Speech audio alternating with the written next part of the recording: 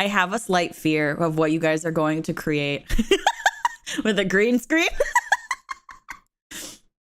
If you drop D enough, like the key, like the key of like to the key of D, or do you mean like that D though? What you mean?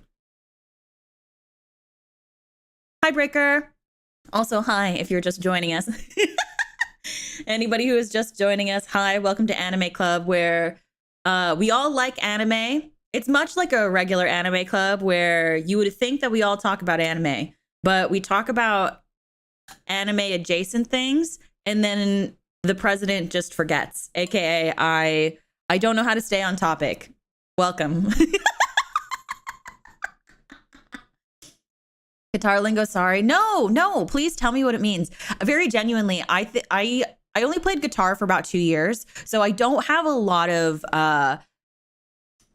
understanding under my belt about guitar. And it's been a really long time since then. So, yeah. But to be fair, anything is a long time ago when you're a phantom. So,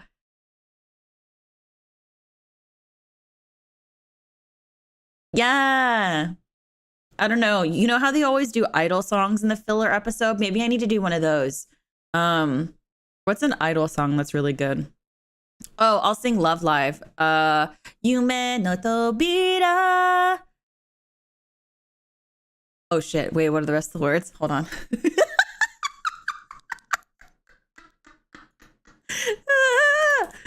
I don't know the words. Hold on. The thing is, this is my favorite Love Live song, so I don't know. Wait, Yume no Tobira Zutto sa da da da da da da da. Oh shoot. Ah, pickles. Okay. Oh, I found it. Okay. We can make this like a real anime filler episode. I got this.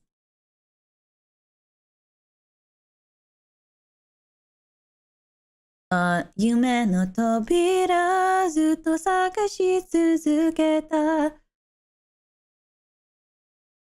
Kimi to boku to no. Not my boobs. Nope. Tsunagari o sagashite da. I'm so glad you guys like me enough to deal with the extra gremlin energy that occurs within Anime Club. Because I feel like on my regular streams, I'm so like, hi, everybody. How are you? I hope we're having a good day. And then I'm like, and then we get to Anime Club and I'm like,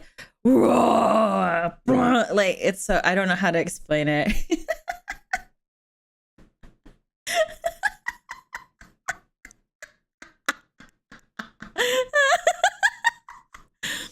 Look, I've had a long day. Okay. Move to the left. Okay. This is the left, right? To the left, to the left. Everything you own in the box to the left. Godzilla. I'm Godzilla. Rah, rah. Is there something over here? Nom, nom, nom, nom, nom.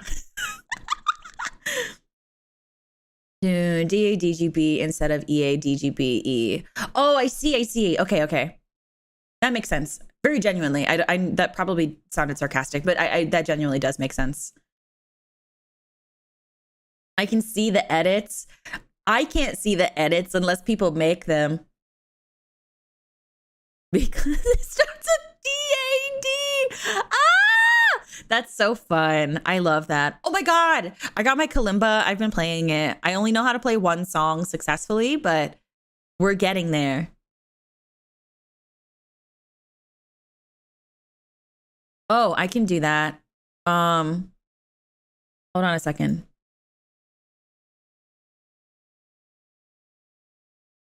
What's this? Here. I don't know how it'll do a thing, but we can test it. Hold on. Where's my model? Oh, there it is. Ah! Ah.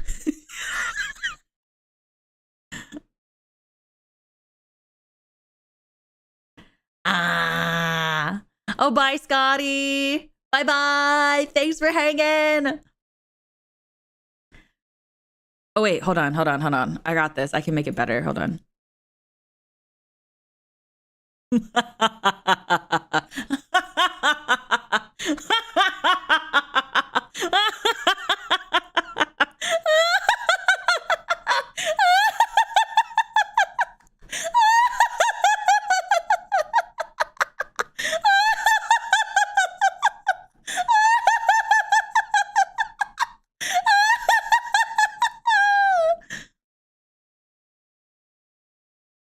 Yeah.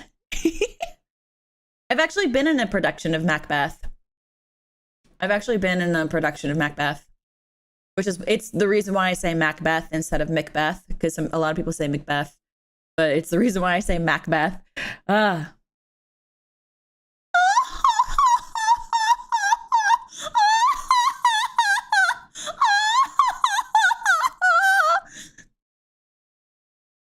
I'm so hot this one.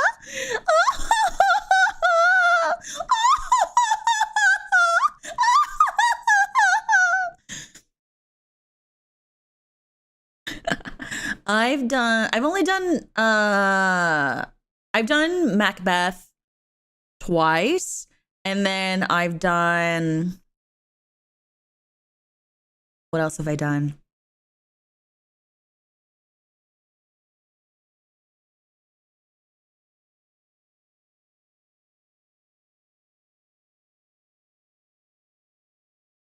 I don't remember. There was one that I did that was a comedy. But why can't I remember it? Fun fact about me. I don't know. Have I mentioned this before? It's probably like slightly surprising. However, oh wait, can I get that hex code? Whoever copied and pasted it anywhere, can I get that? What's it called? This might be surprising to people. I'm not entirely sure. Thank you. I'm not like super duper sure about it, but what's it called? I primarily studied comedy. I think I've talked about it before, but I don't think a lot of people realize it. And I studied comedy, that I'm supposed to be a funny lady.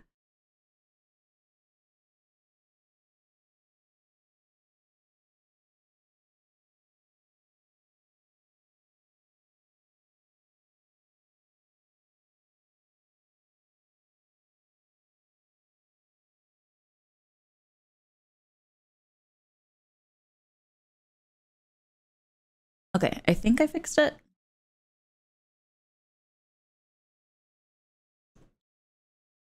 It's so bright. Hold on. Let me just turn it down like a smidge. There we go.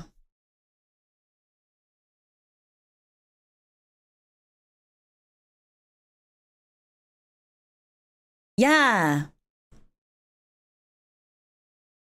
So I led my own comedy troupe. Hi, Liz. You set the school on fire, me. No, I wrote all my own. I wrote comedy scripts. I did stand up for a little while. I did a lot of comedy classes. Like my archetype for acting is like quirky, funny best friend. So yeah. Oh no, it's Ophelia's on fire. Ophelia's on fire.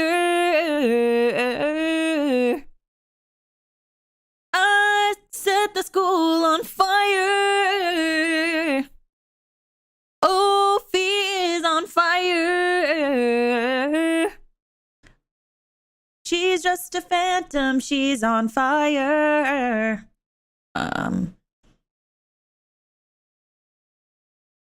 Every time she laughs, they die. Sometimes they'll even cry. She said she's gonna take you to her basement. Ghosty, yeah, okay. Ghosty, I'm now okay. I hope there's no delay. Oh, to the basement I dared. 'Cause no one can compare. Ophie is on fire. Ophie is on fire. There it is. I was like, I'm trying to make this parody song work, but I don't know if it did. You play this straight. Yeah, I think for me it depends on the group of friends. Like at least when I'm with my friends, I tend to be, I mean, like you guys see how that I behave with like with Ophie, with Nova and Rhea probably. I tend to be I mean, I tend to play a very calm character. I think it's just because I naturally okay, I'm not trying to toot my own horn, but I think that I have a very like motherly demeanor naturally. Like people like it's so funny because I remember when I first met Rhea and Nova, they were like, oh my gosh, you really are Obasan, like you really give advice, you are very like, you gently scold people, you really do the whole thing. Like that is really who you are. And I was like, yeah.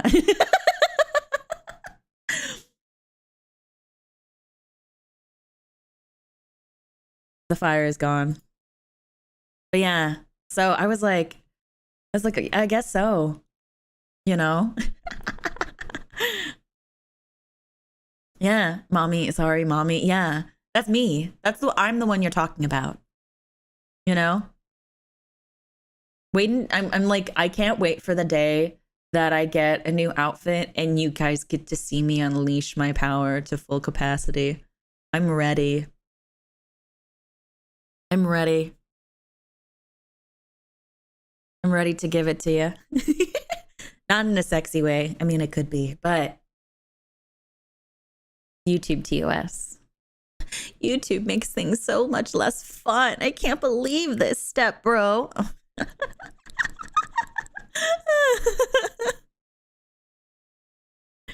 Do your streams playing in the background? I take that as a huge compliment. Genuinely. Like I have my own content creator that I listen to.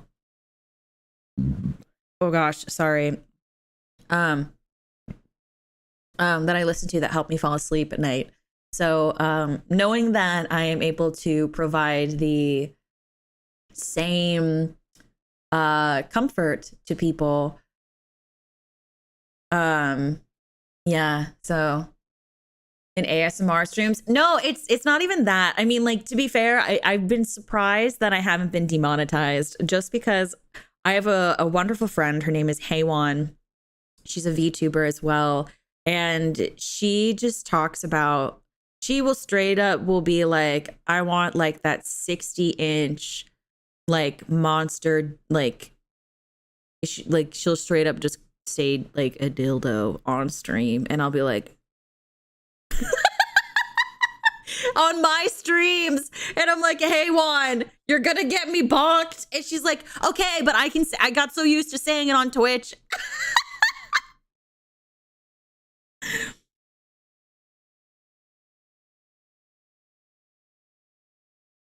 I'm not cursing like a sailor weeping this glass up. Ricky, I'm sorry about your microwave. Are you just gonna get a new one, or are you actually gonna keep trying to fix it? She goes off about so much stuff. I love Haywan. Haywan very genuinely is like one of the most supportive friends that I've ever made. And I've said this since the day that I met her. Haywan is like so incredibly kind. She is so kind. She wants to support you in every way that she is able to. she wants to see you succeed, and she wants to like she really cares. I love her. I love Heywan. She's awesome. Hi, Damper. And a new one starts at 450. Ugh. Gross. Why do microwaves be like that? Big sad. I apologize, Ricky. Yeah, I love Heywan. I could say so much about all of my friends. I'm one of those friends that's like, I could write paragraphs about you, and you probably wouldn't even have thought that like the paragraphs that I wrote would be that memorable or impactful, but I totally could. I'm 100% that person. So I'm just trying to buy a new spinning plate thing. I know a guy who has from the 7 that still work. Don't make them like they used to.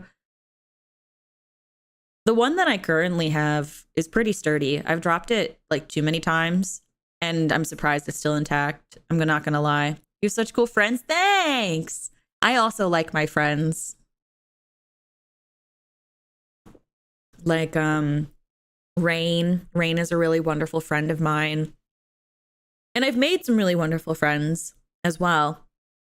Like Soundweeb J is really cool. He's the one who mixed my Level Up cover. He is the one that produced Till Midnight. So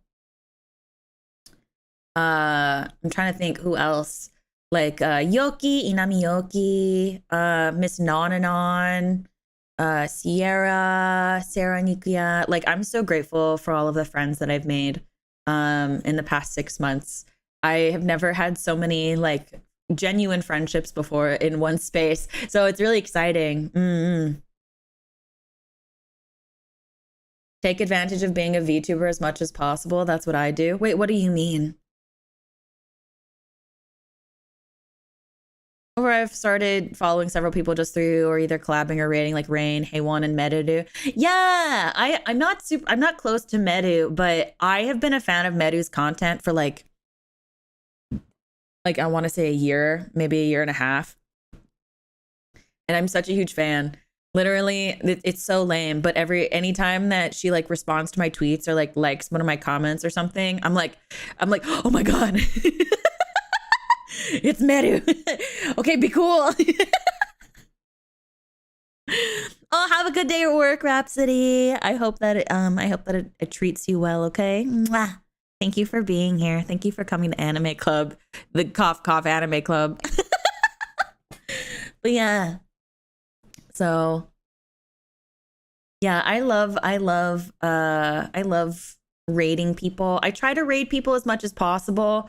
It's just like YouTube has been finicky with its raids lately. So yeah, and it's been so lovely meeting you. So wait, IJN. Does it stand for anything? Is there a name that you would like me to call you by? I try my best to call everybody by their names. So if you have a name that you'd like to like for me to call you by, please let me know. I'd really like to know. Makes it easier to meet other people, I think, is what they meant. Oh, I see. I don't know. Maybe I'm just friendly. I actually feel like I think I've had a harder time making friends with people as a VTuber than I did when I wasn't.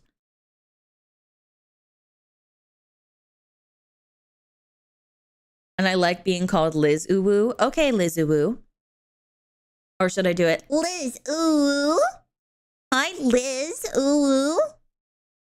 Yeah, I'm very friendly.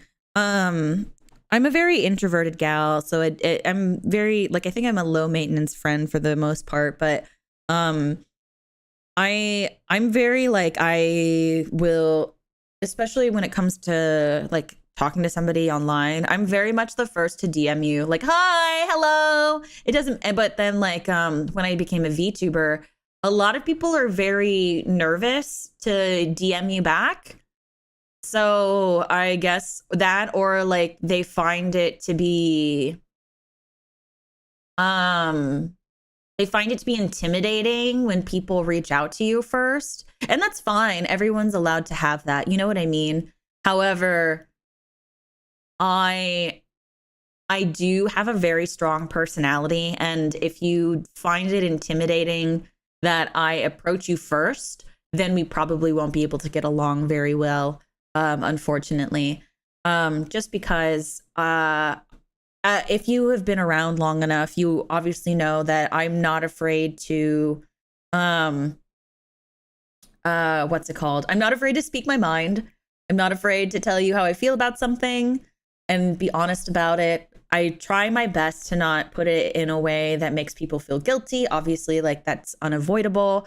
But I'm very an openly communicative lady. And so that can come across as extremely intimidating for a lot of people. And unfortunately, it has prevented me from making friendships, but that doesn't deter me or anything. I just, it's something that I'm very self-aware of. And it's just first, we only have so much chart. Yeah, I've always been extremely introverted. My best friend is not introverted. My best friend's literally extroverted. And literally we'll go to dinner IRL and they'll be like, hey, do you want to go talk to that group over there? And I'm like, why do we have to go talk to them? Like, we don't know them. We don't need to talk to them. And then they're like, and then my best friend's like, I mean, we can go meet new people. I mean, why not, right? And I'm like, no, that wasn't part of the plan. I don't mind making new friends. I don't mind that. But like, that wasn't part of the plan to suddenly invite strangers to the group. I allotted a certain amount of energy for this outing. And that amount of energy does not include meeting new people.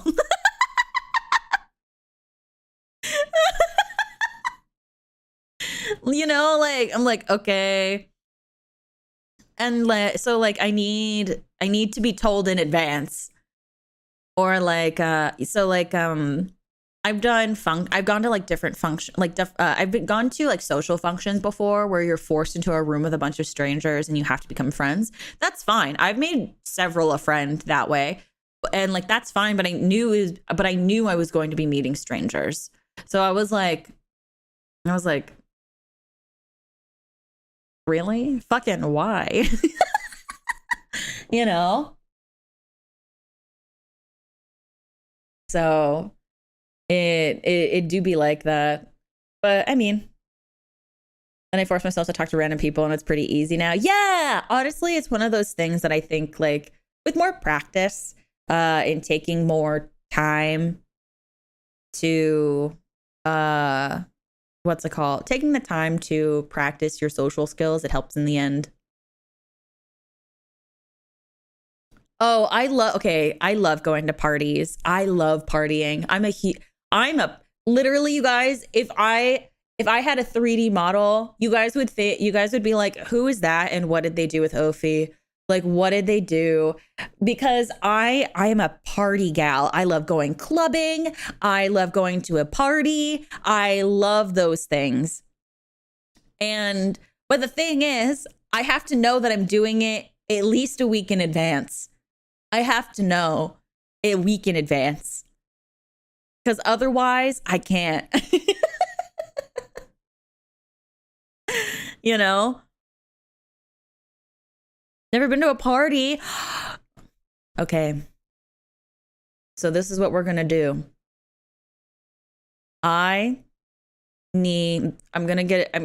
we're going to work on, I don't know, maybe that's what we'll do. Maybe that's the goal for 2023. Okay. 2023, we work on getting a 3D model. And then when I get this 3D model, we will go in VR chat and we'll go clubbing together. I don't know what VR chat is like. I've never done it before. But I feel like we could go clubbing, and I think that'd be fun. Obviously, if everybody's uncomfortable, we will not. However, I have been to many a club, many a party, and I know how to drop my booty like it's hot. Like I got you. If anything, I'm really great at integrating people I'm really great at integrating people who are not comfortable with the party scenario into the party scenario, because I'm very much the type of friend that's like, I will make a fool out of myself so the person next to me doesn't feel as silly. Like, if I'm doing the most, that other person can feel free to let loose so they aren't the weirdest one in the room, or feel like they're the weirdest one in the room, even though that's not really real at a party. So I'm always willing to do that. The thing, a friend of mine does that most weekends now in VR chat, but I need to build my new PC first. My current is very borderline. Oh. But yeah, I don't even have like a VR headset though, so that's one of those things. I would probably just be on PC, so it probably wouldn't work. But maybe one day I'll get a VR headset and like a 3D model. Yeah, I'll join if there's a buffet. But how do you eat as a 3D model? How are you at wedding parties? I'm amazing. I'm amazing at weddings. I love going to weddings. I love the food. I love getting to drink so much and dance on and get on the dance floor. I love it. Love. I want, like, if I ever get married one day, which, like, you know, I want my wedding to be just like this big party. I love, like, so, because I think it's because of the way that I grew up going to weddings. So like my family, I have a very large family. I have a lot of cousins that that have gotten married over the years, and like oh, true. I could get a chibi model. That's big brain. Liz, ooh. So that's really, I'll have to look into that. But what's it called? I grew up thinking that all weddings were like a really big party. The sheer amount of aunts I have is insane. Yeah, my mom, I'm not going to give like the direct number, but my mom has over 10 siblings. And then my dad has over 5 siblings. So I have a lot of family. So I've been to many a wedding, and I've always grown up. Please don't call me like that. You told me to call you Liz Uwu. You told me to. You told me. You told me to. I'm only following through, okay? But yeah, they were always huge parties. And then the wedding, so you have the wedding and then you have the wedding reception where everyone's partying. And then the next day we'd have another party at one of my aunt's house. And then that's how, and so like weddings for me have always been like this 3-day affair. No, 4-day, because you'd have the rehearsal wedding, and then you'd have the rehearsal dinner, and then the rehearsal reception, all a party. The following day is getting ready for the wedding, and then after all the arrangements are set up, so we get together at an aunt's house and we party again at her house. And then the next day will be the third day is the wedding. So everyone gets up super early. You get ready for the wedding. You go to the wedding. Reception for like 5 to 6 hours. And then after the reception, everyone goes home. And then the next day we all go to another aunt's house, and then we party again. And then the following day, everybody flies home.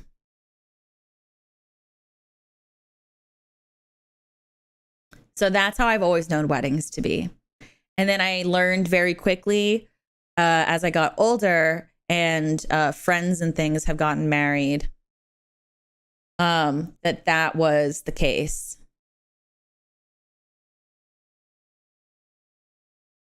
So yeah.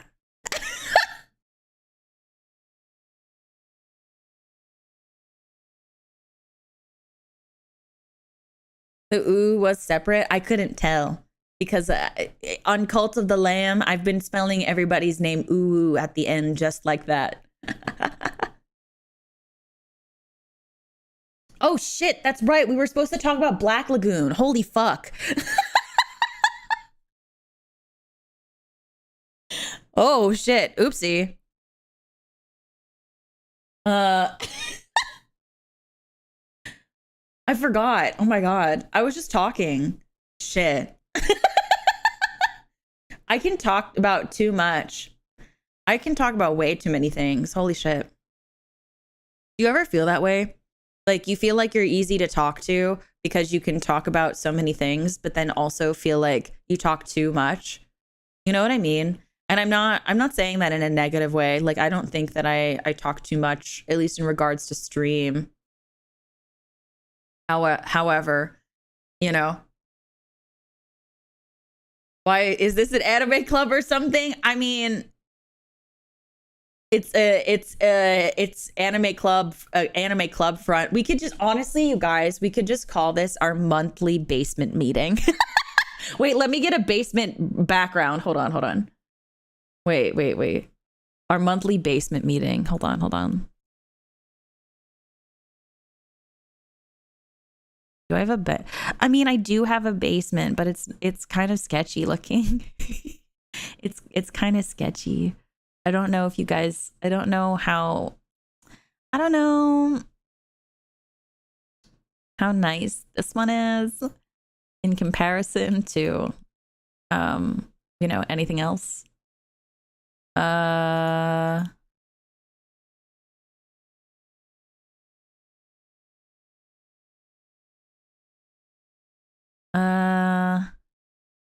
No, I don't, maybe not this basement. It only has like one window. I mean, this one also only has one window, but it's not as bad. Okay, well, I guess this will work. I mean, it's kind of fine, right? It's kind of fine. You guys will see the basement in just a second. Okay, maybe that. Or maybe this. Yeah, this works. Our monthly basement meeting. Hold on. Yeah, there we go. How anime clubs usually go, just bantering. That's what I thought. That's how my anime club was. To be fair, I quit like after like the first or second meeting because it was really cringe and I was really uncomfortable because I had experienced extremist amounts of like secondhand embarrassment because the way that like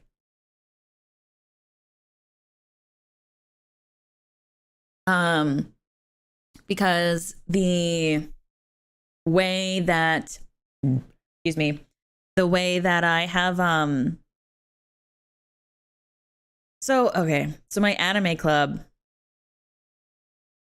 I know you said it was sketch, but sheesh. Okay, do you want to see the other one? Would you like to see the other one? Here, I'll show you the other one. It is just as bad. I only have so many basements, okay? I only have so many options.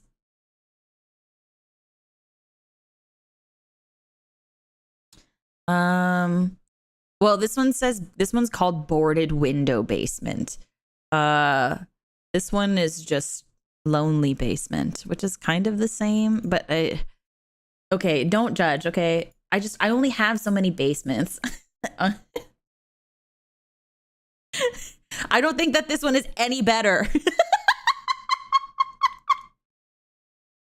don't think this one is any better. I told you. At least the other one. Like, I mean, like this one, like, I mean, the other one, the window is bigger, but like, it's just, I mean, this one has shelves. I mean, it's just, this one is like a dark, scary shed. At least, like, you couldn't see it in the other one, but the other one has a table. The other one has a table, at least. Oh, Danny wants to sleep.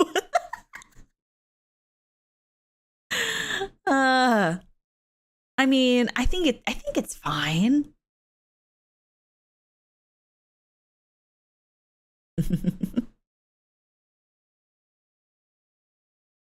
So yeah. Get a small window so you remember what it's like to be outside. At least I gave you a window.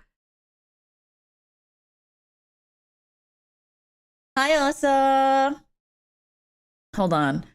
I'm gonna find another. Okay, hold on. Basement anime backgrounds. Oh, this one has a couch. Oh wait, this one's not bad. This one has a couch. Wait, hold on. I got you. Hold on, hold on. I got you guys. I'll get you a couch. Okay.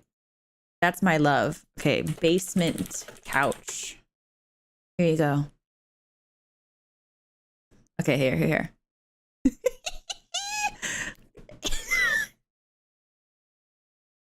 We're going basement shopping. It's fine. I told you guys, I only have so many basement versions, okay?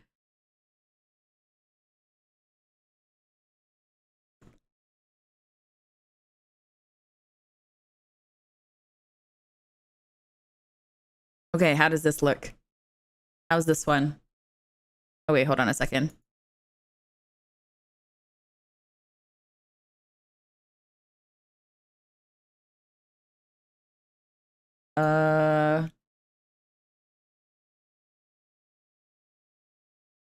And then I'll just...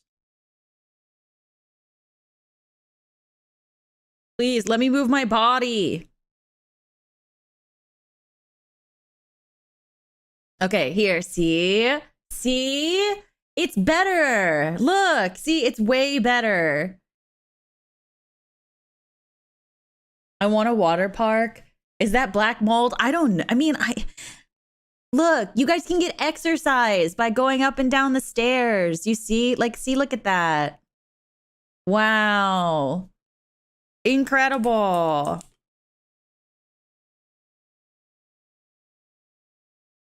I think it looks good. What is that bottle? I'm going to be honest with you. I have no idea.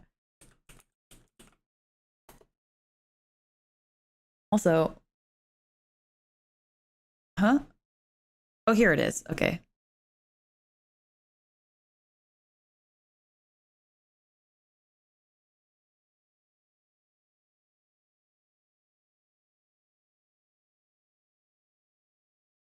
Yo, okay. I was like wondering why. I was like, why is my Ophelia cursor not working?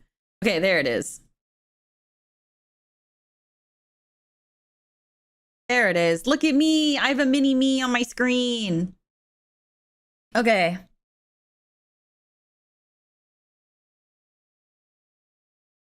It needs to be clean, but it looks all right. I mean, you guys can do it. Like, you guys will be fine, right? Like, it's fine. Which, by the way, guys, if you haven't bought my birthday merch, then what are you doing? It's cute. I'm actually really proud of it. I mean, I don't think that I don't know if anyone has seen it yet. It's hard for me to like show you the way it works. But yeah, see, the basement is nice. It's nice. Like, you guys have you have a light here. The store won't accept your card. Oh no. No. I was about to say, just send the money to a friend. You can send the money to a friend and they'll buy it for you, and then you can email it. Oh, hi D20. We haven't talked about it. We haven't talked about it. Yeah.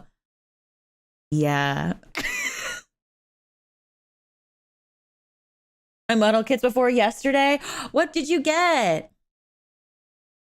But look, you even have like a whiteboard here. You got a light. You guys can take turns sharing the couch. Like, if you look here too, there's like a rug. You guys got a table. That's cool, right? This one has way more stuff than the other ones did. I mean, I think the basement with the shelves was cleaner. But this one is not bad. Right? You guys can get exercise going up and down the stairs. So yeah. I was thinking about like it would be really cool if like you guys had if everybody had like their own customized ghost tea, because then I could put you guys on the screen for like for member streams, and I'll put you guys like on the couch or like wherever you guys call dibs on. I think it'd be cute. Oh gosh, excuse me. But hi, welcome to Anime Club, where we went from a school, and now we were going to talk about Anime Club, and then I started making jokes about how this is really just Zatsu Club, and then now we're basement shopping. And I have the attic with a window to overlook the guests coming in. Well, no, everybody has to stay in the basement though, CBD. Oh, that is true. That's right. I forgot that I set the school on fire. Hi, Brooksy. Yeah, you guys, if you guys are in the Discord server, there is a pinned message. I can't remember what channel it's in. Maybe one of the mods can help. But there's like a PSD for you guys to edit your own ghost tea. Vercon, you can't come into my room. No, this is a bit of a fixer-upper. It's a fixer-upper. That's all. I mean, and also, you don't know. Behind this door, there could be a bathroom. It's just the door is broken. So we'll just say the bathroom is in there. Here, let's go view the bathroom. Let's go view the bathroom. Hold on. 1 second. Okay, it's not bad, you know? Like it's fine. It's just it's fine.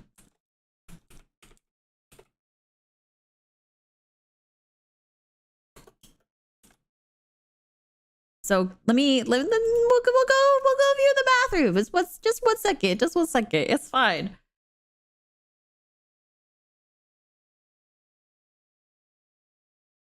Where is it? Yo, where'd it go?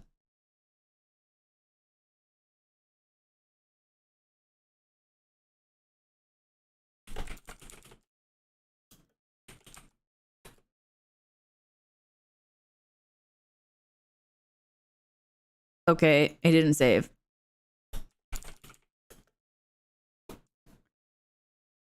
Here it is. There. See? Okay. Wow.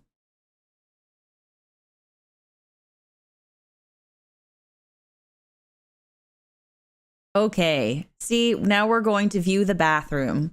Look how great it is. Here's the bathroom. This is just like you. I forgot about Senpai's basement. Oh my god, that toilet was a travesty. Oh my god. No, it's not Silent Hill. This is the basement. Bath bomb bubble bath. We'll leave you on in the background. Have a good bath. I took a bath bomb bubble bath the other day. Not in this bathtub, but I did take one. Hi, Yuki. Yes, this is Anime Club. We're currently doing shopping for the basement, though. The basement needs some space for more ghost teas. So that's not an AS4. Well, I can't. I mean, it's a bathroom. It's a bathroom that came with the basement.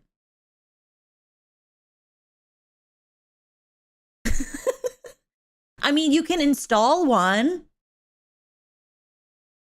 You can install one, right? Yeah, there's a shower head. Look, see, there's a shower head right there. And there's like soap and stuff. There's like a little shower curtain thing here. Yeah.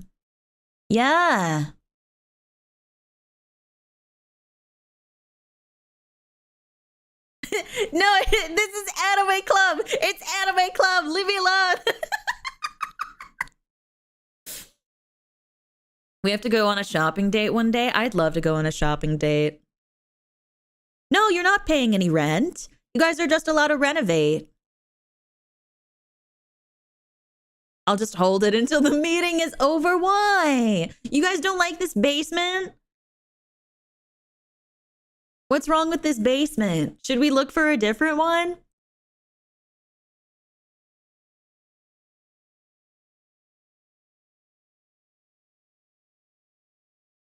This is Anime Club. Can I change basements? No, you guys all have to collectively agree on the basement. You guys all have to collectively agree on what basement, silly.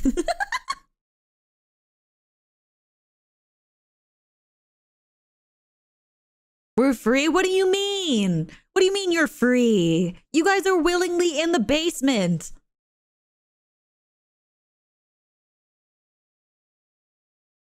I know I built a water park in the basement. I mean, it doesn't fit in the frame. I don't want to share with Brooksy. Should we find a basement with a more public restroom style?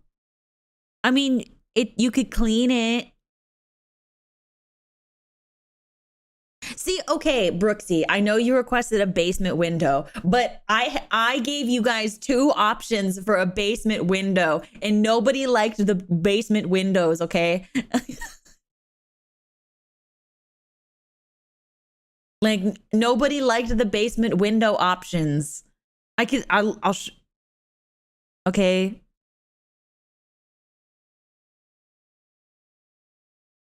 I'd rather a bathroom window. I mean, we can find a basement with both. I mean, the thing is with the window, what does it show? The dirt outside? Yeah. With you on the other side. But what's it called? But I get to check on you every single day. It's not like I'm not going to go down there. Why wouldn't I go down there, silly?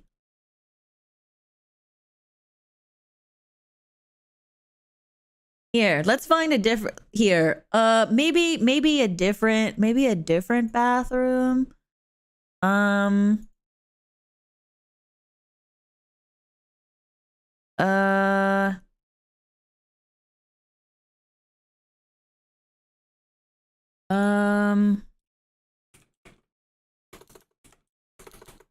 Different bathroom.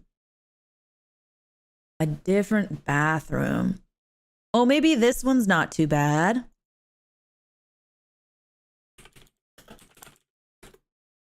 This one's not too bad. Okay. The toilet needs a bidet. And wait, can showers have bidet? Is that a thing? Showers can have bidet? Okay, hold on. We're switching. We're going to a different not a basement. We're going to a different bathroom. I'm trying to fulfill the fantasy.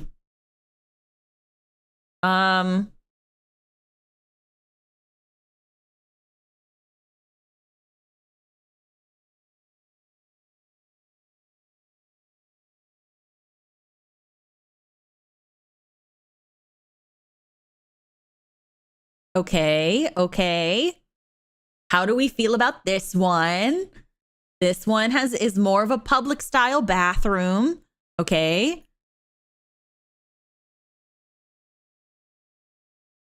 It's just a big bidet if you're bold enough. Please, I don't want to think about waffle stomping. See, it has different stalls. And then there's like urinals. See, it's nice. Where are the dividers? For what? The urinal? I don't know. I've never been to a men's restroom. Are there dividers?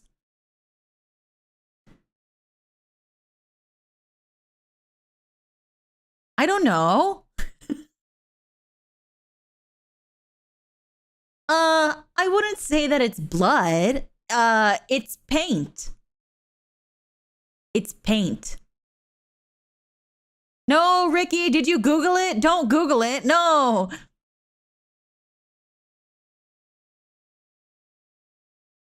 It's just paint. The color is a deep red.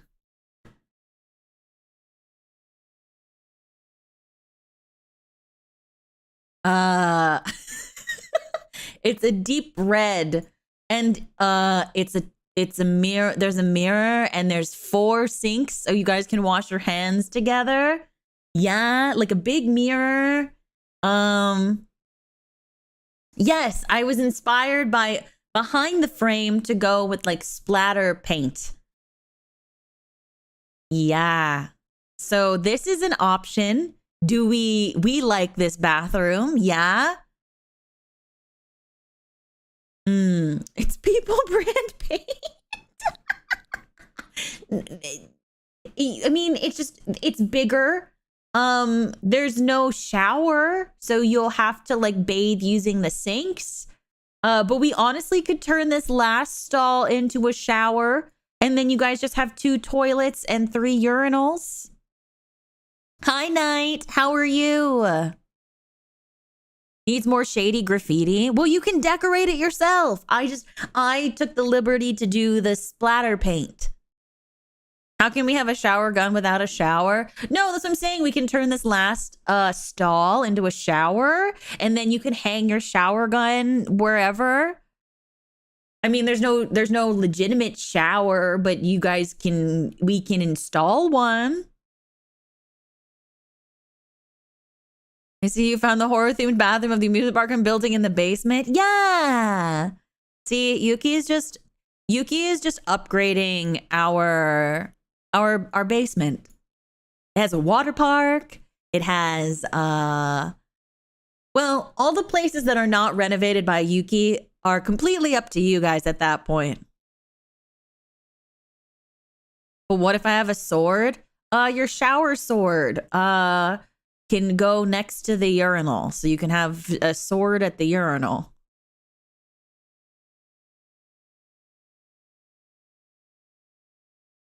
What about a shower built-in toilet? Wait, you shower in the toilet? Like you stick your body in the toilet and you shower with it? What?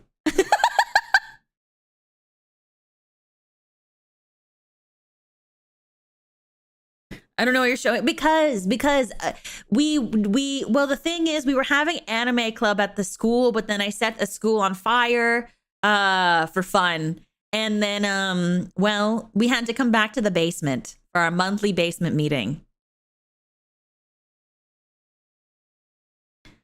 Oh, sitting on the toilet while there's a shower running. Oh, like those, a 2-in-1. Oh, okay. Yeah, I know what you're talking about. I know what you're talking about. I have what's it called? I have witnessed a 2-in-1 before. Yeah. I'm not a pyro. It's just sometimes you get really excited, and sometimes that excitement tends to lead to some really intense behaviors. And sometimes, especially when you're a phantom like I am, things can get a little crazy. That's all. That's all. That's all. I'm just a very passionate lady. I'm a passionate phantom. That's all. But anyway.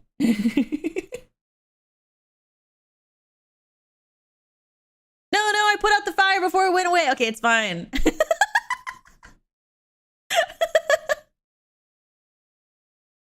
Well, if you put in fire alarms, it'll alert the public. And, well, if you put any public people in the basement, they won't be able to leave. You know? It's definitely me. I'm the reason why it's hot. I'm very confident in that. But what's it called? We honestly, because it's the basement, we could honestly dig out more basement space so we can make it larger. Duh. We need our bidets. Are bidets gonna put out the fire? So like I know D20 said like a indoor gun range, and then Yuki's building an amusement park. We have a water park already. The only thing you guys haven't renovated is your sleeping space. So if you guys are sleeping on the concrete floor, I don't know how to help you with that. Basement is just a network of tunnels. Yeah, like think like Fallout. It's literally just a bunker at this point. Wait, I kind of love that.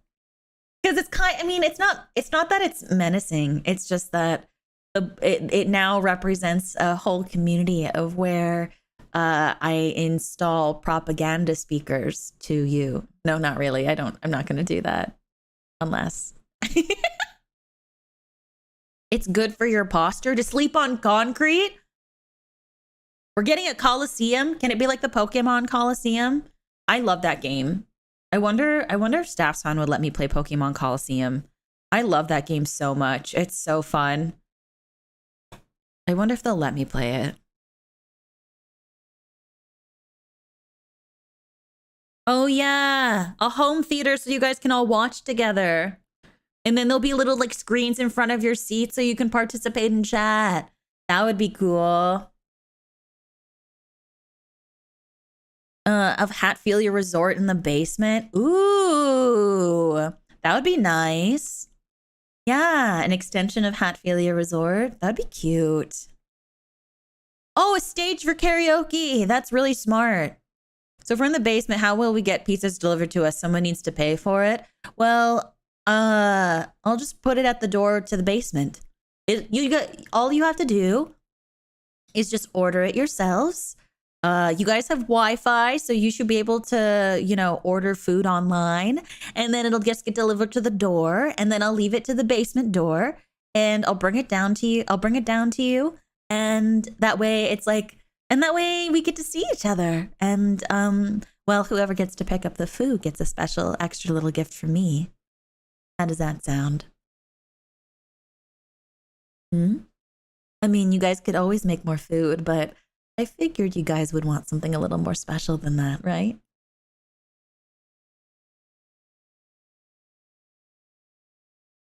Of course, I'll pay for the pizza. You're my ghosties. I have to take care of you.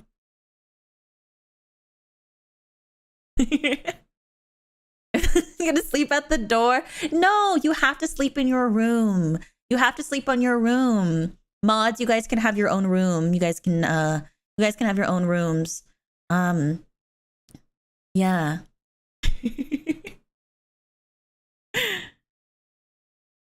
What kind of pizza? Whatever you want, baby. No, you are not going to eat each other. What kind of motherly figure would I be if I didn't take care of you? I know you're locked in the basement forever, but I have to give you guys a reason to want to be there, right? Can I invade Brooksy's room to Tuskaru whisper in his ear? Of course you can. Honestly, if you wanted to, Ricardo, you could build an extra bed under his bed and sleep under there and just whisper Tuskaru while he sleeps.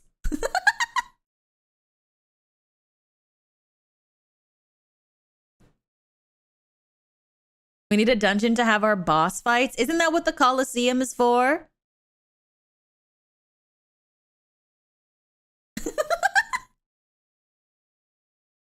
Yeah, like a bunk bed. You all have the pizza party without me? No. No, I'm just saying that only one ghostie is allowed to pick up the pizza at a time. Unless you guys order too many pizzas, then you might have to have one or two people come and spend extra time with me, huh? But if you guys don't like this, if you guys aren't a huge fan of this bathroom, then maybe we should do a different one. Yeah? Let's see. What other bathroom options do we have here? Let's see.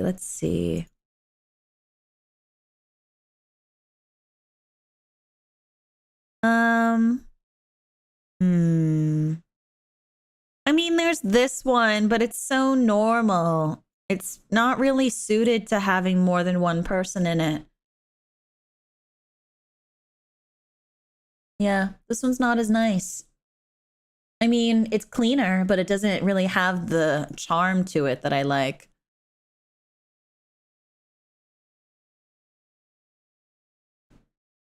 See? It's really normal. It's kind of boring. There's just no charm. That's what I was saying. That's what I was saying, Highway. There's only one bathroom. So, like, I mean, you guys can either get the bathroom, like a nice bathroom, or you get the public bathroom that I'm offering. You like, I only have so many options that I can provide to you.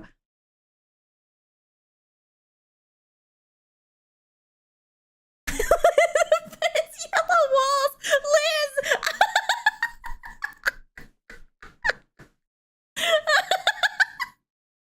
Oh my god. On onsen, but that's, I feel like we should still have like a regular bathroom, because I think that what we should do is we shouldn't have like singular bathrooms in every single one of the rooms. So whoever's in charge of building, don't put bathrooms in everybody's bedroom, so that way you can maximize the amount of space. Also, it'll save water. Just have a community bathroom on each floor. Have like 2 community bathrooms on each floor, yeah?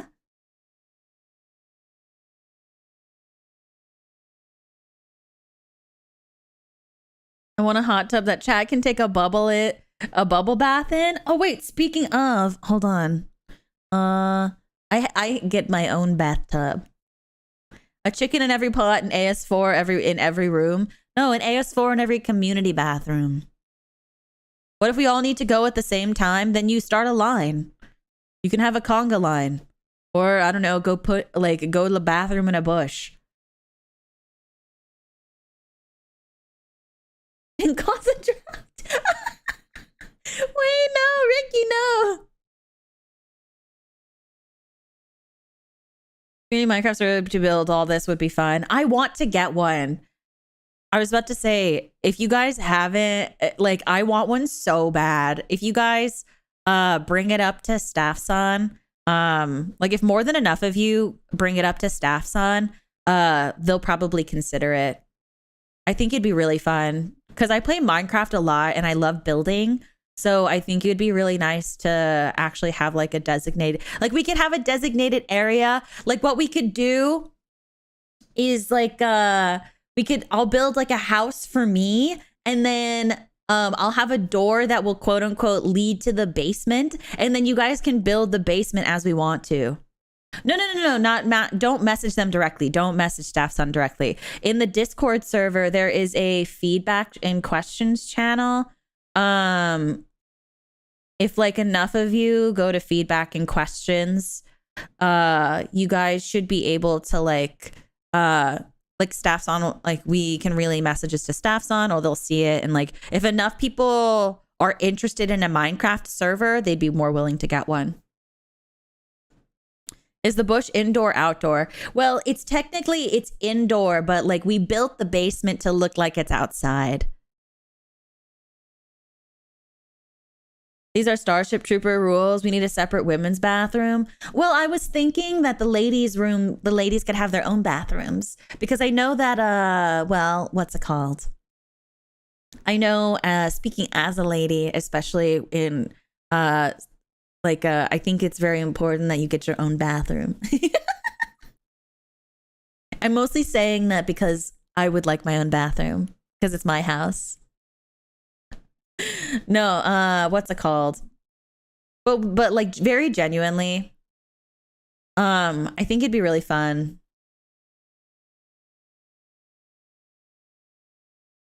So, oh God, what is this? Okay, that's what it is. But what's it called? It's something that like you guys can think about. If you guys put it in the Discord, I'll even try bringing it up to Staffson and see what they say. I know that I had brought it up to them a while back to see I brought it up a while back with them, and they said that it was fully based on what's it called? Based on interest. Since it would be for all 3 communities. And I know Miss Nova doesn't play Minecraft any. So like having a server for like just the three of us, I don't know. It probably didn't seem as appealing, but I think like if everybody, including like community members, wanted to join the Minecraft server, I think it would be really fun. Because like Rhea and we've played a lot of Minecraft together. We've built some fun things together. So I would love to. I don't know, but now you guys got me thinking. What do you guys think the top house should look like? So like we always talk about the basement, but what do you think my house should be like? Should it be like really tiny, like a small house, and then like you guys, what's it called? A dirt house? What the heck?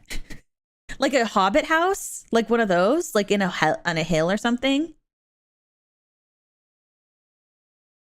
It would be nice. Yeah, the thing is, it would be hard to find something to do with all three communities, I think, just because I think Nova's community primarily plays a lot of like Yu-Gi-Oh! And like I don't think she plays a lot of, and she doesn't play a lot of Minecraft either.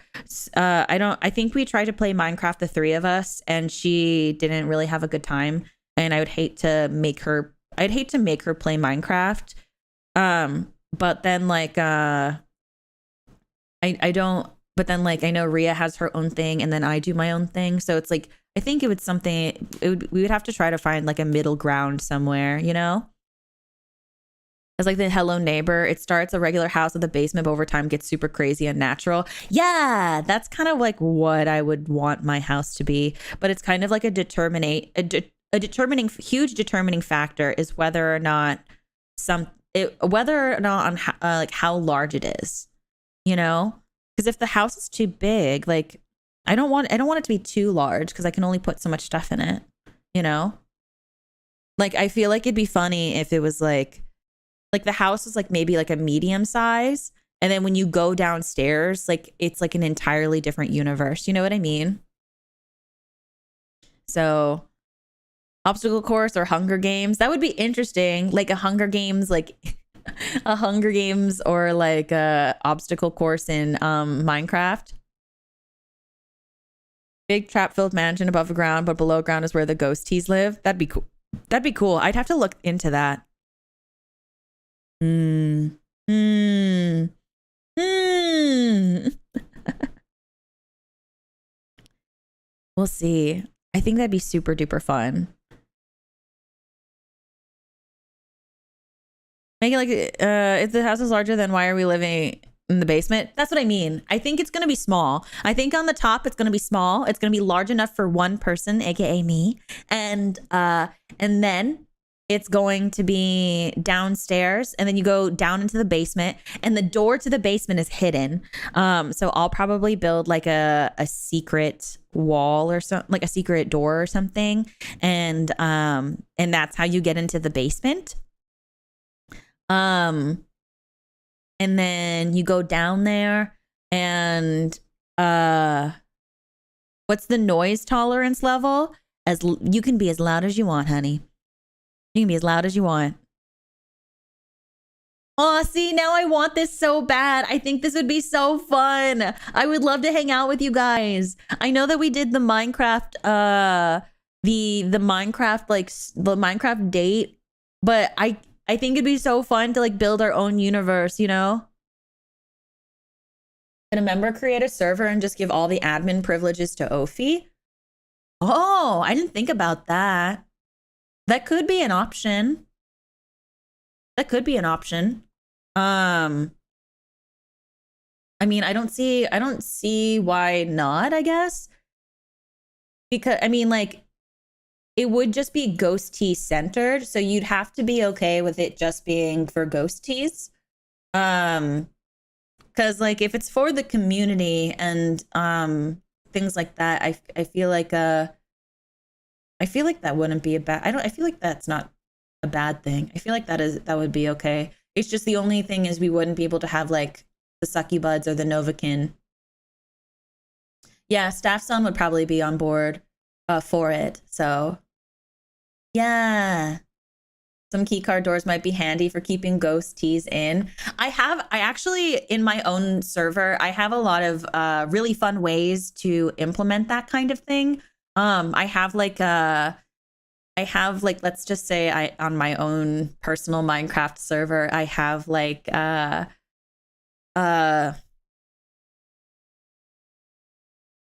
walled in islands that you can't really get in or get out unless you go through specific protocol, or and then if you tried to leave, something will kill you.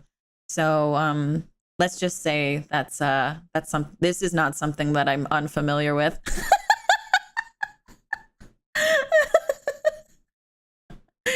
And that sounds really bad, but let's just say I'm not unfamiliar with it.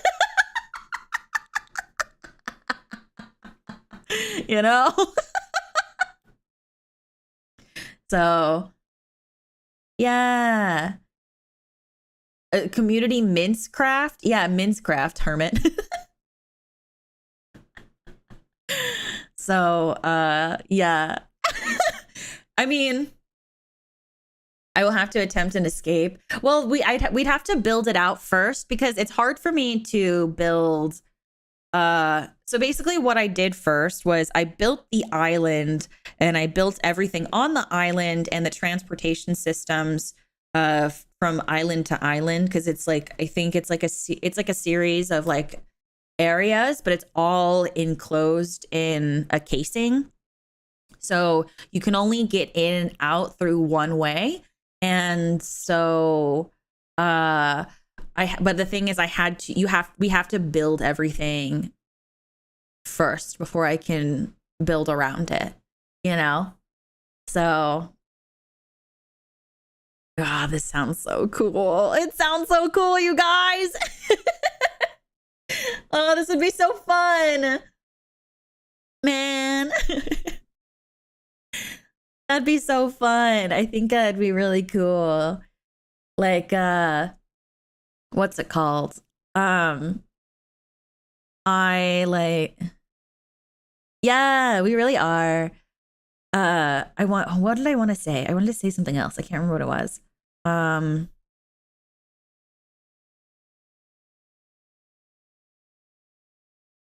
Shoot, what was it? Oh yeah. I'm not a Minecraft player, but it does sound like it'd be fun for the majority. I don't know. Well, the thing is, like, I'd have to, if I was to make one, it'd have to be through Staffson. So we'd have to get approval first and stuff like that, and we'd have to make sure that Ria and Nova are okay with it. So yeah. But what's it called? Yeah. Like if someone else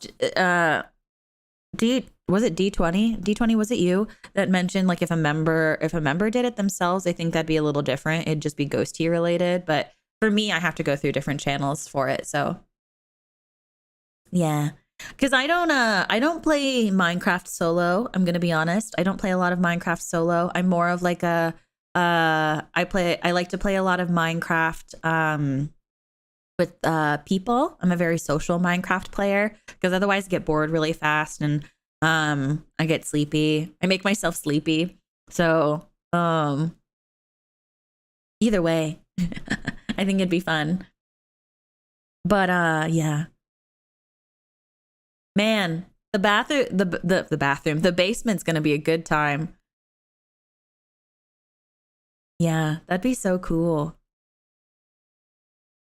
Because then, like, a tomb calming, yeah. Here, try and coordinate with a few ghosties to cover the cost of a server. Yeah. Yeah, if you guys really wanted to, go for it. I'm not gonna stop you. Because, like, if you guys wanted to as well, like, you guys could invite Succubuds and Novakin and stuff, because I know you guys are all friends with different communities and things, or are also part of the communities of my gen mates.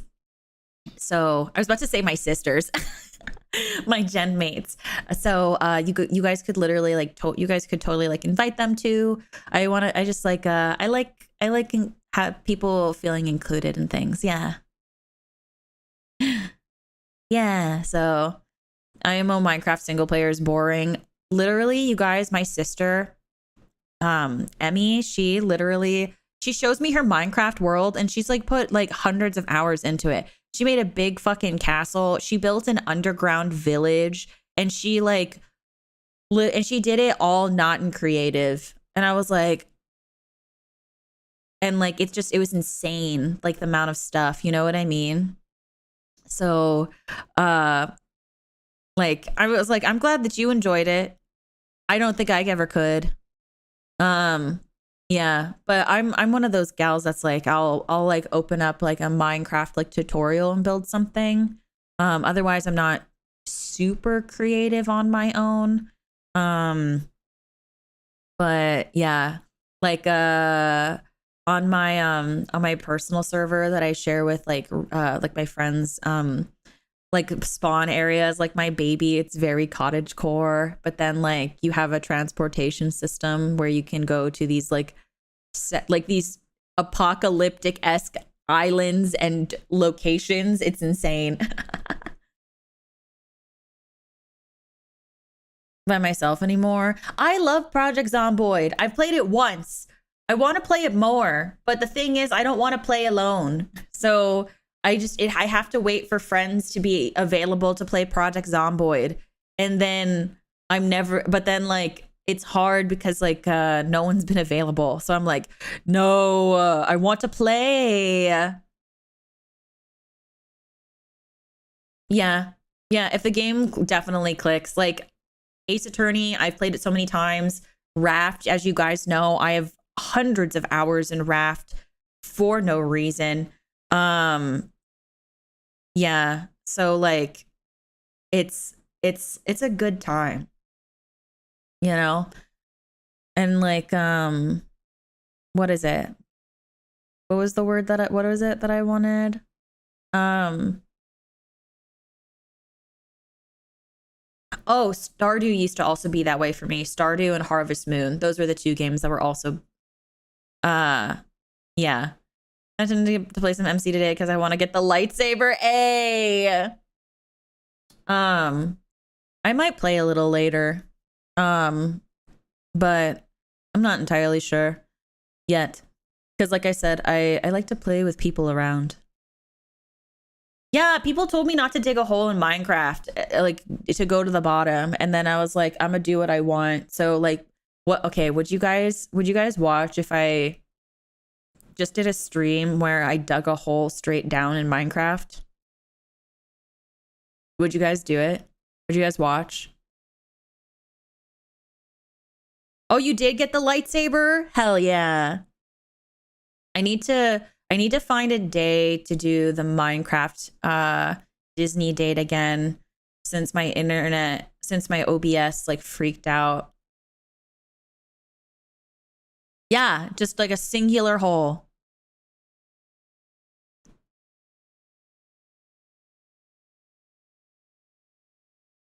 Me too. We're doing a super long stream where she just dug a giant pit in Minecraft in almost complete silence. Oh my god. What if I did that? What if it was just like, what if we just, not this. If I just put me like right here and then the game and like a really small square of the game like right here. And I just dug a hole in silence. Just like a really big model. The screen is black, but then like the game is like really tiny.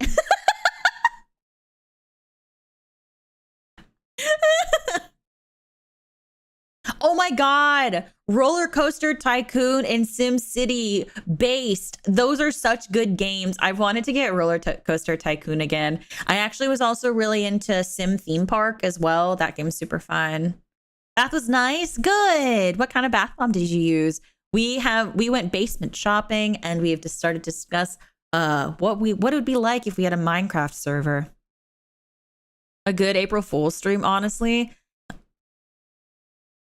I don't know if it'd be an April Fool's stream for me. For me, if I did like an April Fool's stream, it would be like I don't know. Like I would pretend I was Rhea for a day or something. You know? The title of the hole is just no, it would just be like a hole at the bottom of the sea. A hole at the bottom of the sea. There's a hole, there's a hole, there's a hole, there's a hole. I am nothing but a hole. Does it mean steppies? Oh gosh. I mean, I don't have, I mean, oh gosh. Do I have to be Rhea for a day? Like, would I be able to be Rhea for a day? I don't even know.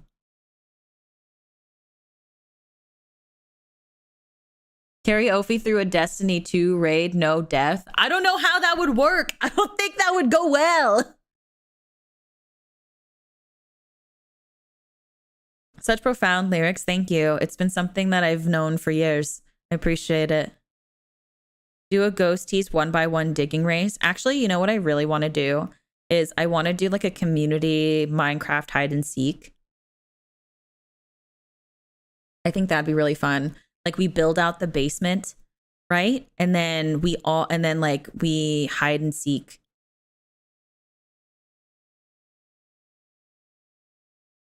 Yeah, like that would be like a community night, maybe in the Discord, so that way like I don't get fucking stream sniped. Is camo allowed? I mean, as long as you're not cheating. For about 2 hours, she then started filling it back up just before ending the stream. Wait, that's fantastic. You want people down while singing hide and seek? Oh, I was thinking like what's it called? Oh, or maybe if I did it on stream, I would always be the one who is it. But then what's it called? We'll do it like a point system. The person who gets found the most is gets like a punishment or something.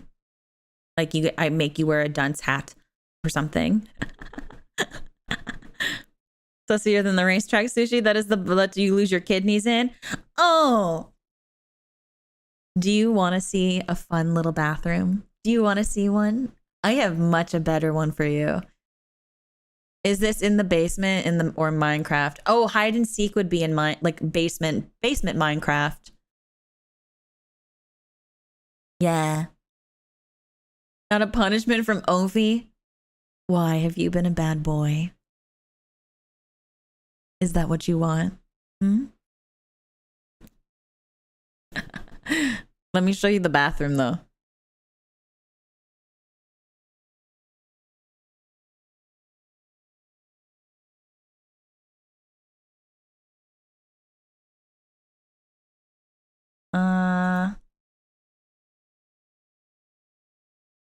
Oh shit.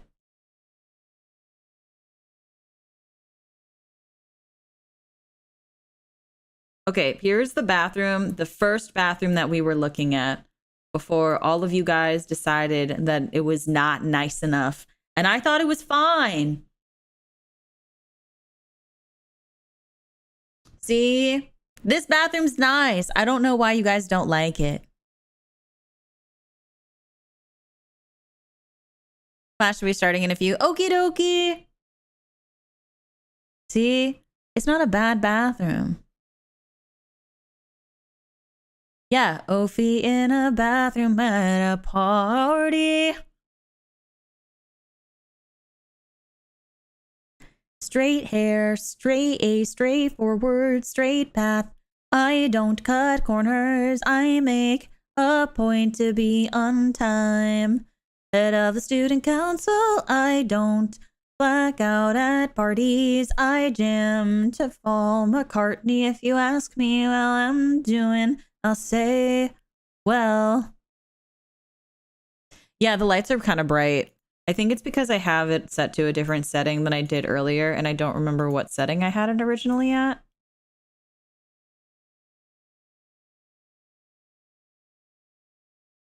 I don't think it was this. Hold on. Oh, it was this one. There you go. Now you can see it better. No, the immersion.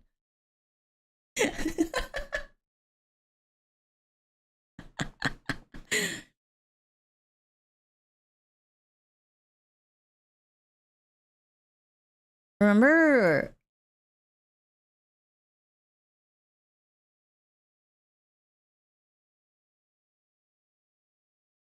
when we were doing Anime Club? Remember that?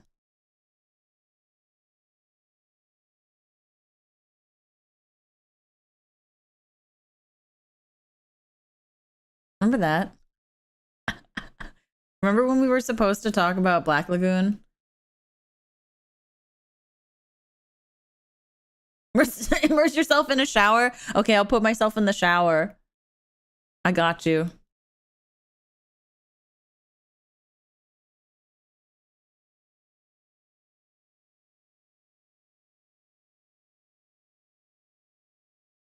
There, see, I stand in the shower.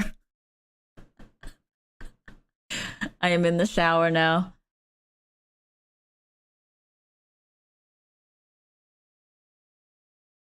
There.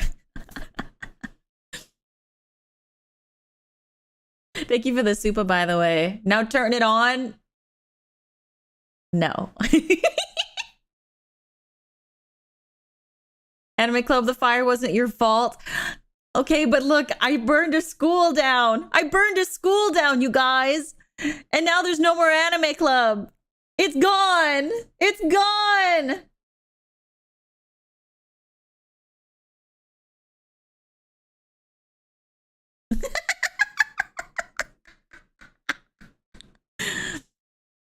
It's gone, you guys. The Anime Club is gone. Oh, I burned the school down. No, no, I can't believe it. I can't believe it. Oh my God. You're supposed to be a yandere, not an arsonist? Darling. My darling. Whoever said? Who? Whoever said that you can't be both? Because you have to know how to wipe away things that get in the way of, well, let's just call them problems. Things that get in the way of problems that keep you away from your happiness. Right?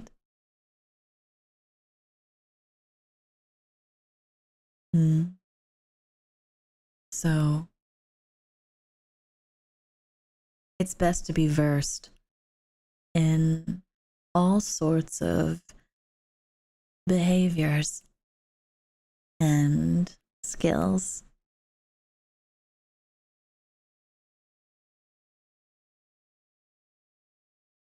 So don't worry. Don't worry. Just because the school is gone doesn't mean that. Well, I know I play, but is it really all that bad if all those people that were in the school building got hurt? Is it really all that bad? Because I mean, they can't come here anymore, right?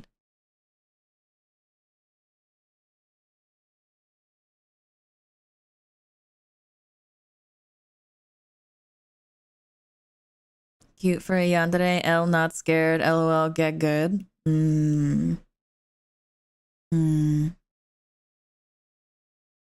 Has anyone ever told you not to act like asshole?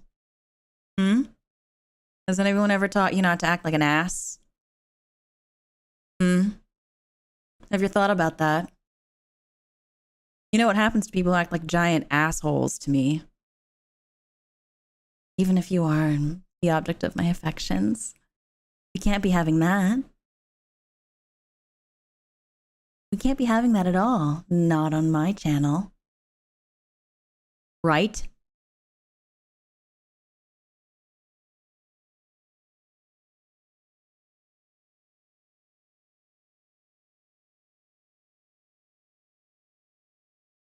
Don't act like a prick on my channel. It's not cute or funny.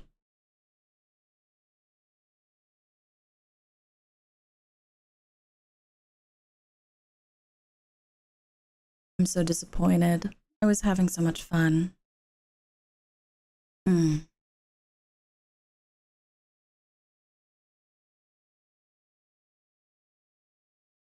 That's fine. That's okay. Thank you for the supas.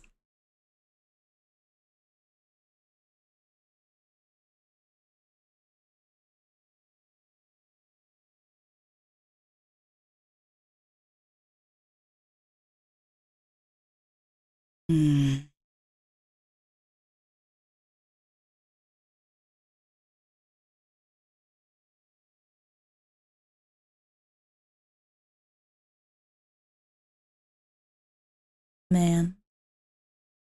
Well, that's sad. I was having such a lovely time.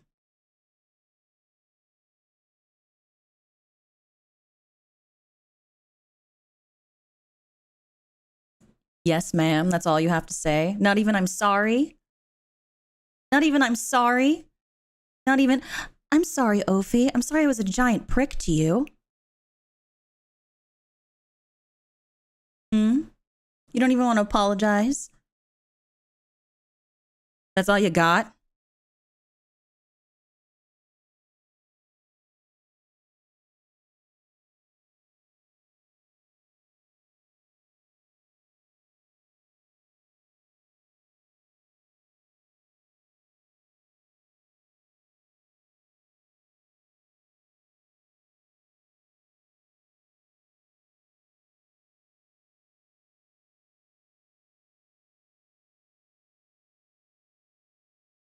Thank you for finishing the Tuscadoo, Ricardo. Thank you also to Zeta for doing the Tuscadoo as well.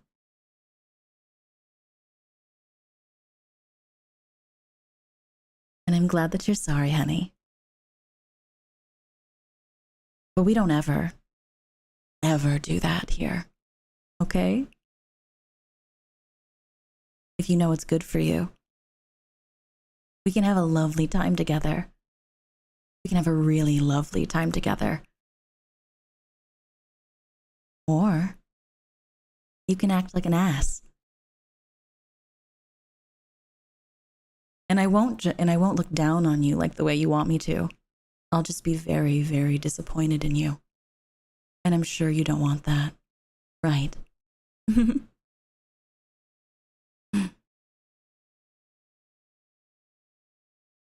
So, back to what we were saying before all of this. The lesson that we've learned today is don't act like an asshole. Okay? We're all here to have fun. And I'm having fun. And you're going to have fun too.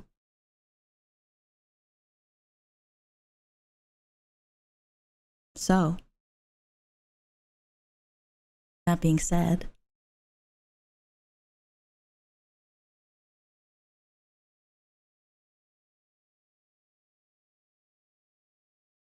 we're ordering this bathroom.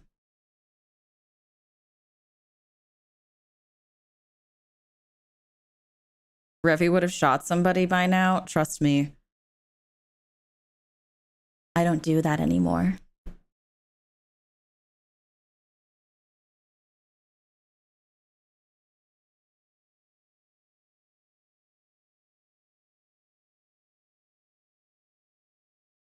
How much is it? Oh, I don't know. I was just gonna slap it down. Yeah, I don't do that anymore. Let's just say guns are a little, well, they're not necessarily my forte when it comes to that.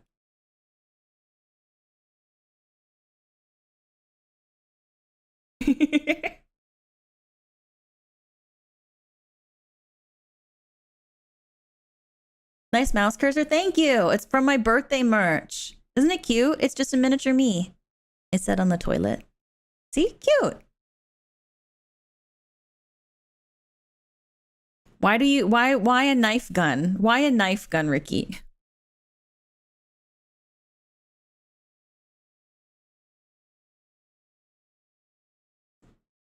And I agree. Knives are very, at least from cinematic standpoint, knives are very much more intimate than guns are.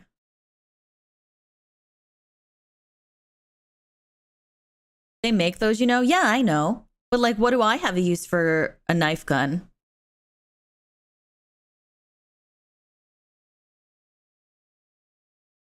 Bye, Sai. Have a good class.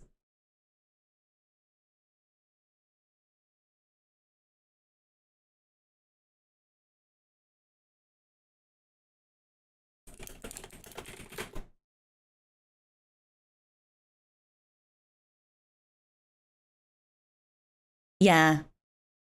I don't want it to be distant. I want it to have a memory. Yeah? Our weapon for the highest class assassins, according to Leon. Yeah.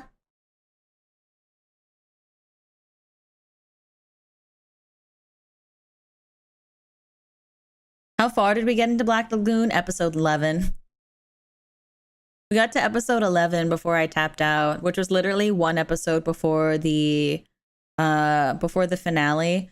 I'm going to be entirely honest. I remember mostly the latter half of that season that we watched. I don't remember much after it. I mean, or before it.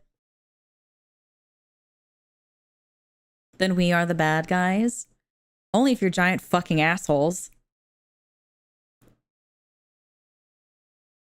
But what's it called? We got to episode 11. All I really remember was Roberta was really cool. And I thought she was like really sick. We got to like the cigarette kiss part.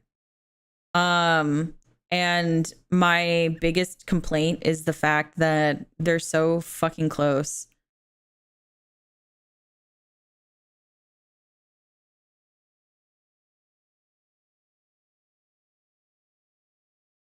So yeah.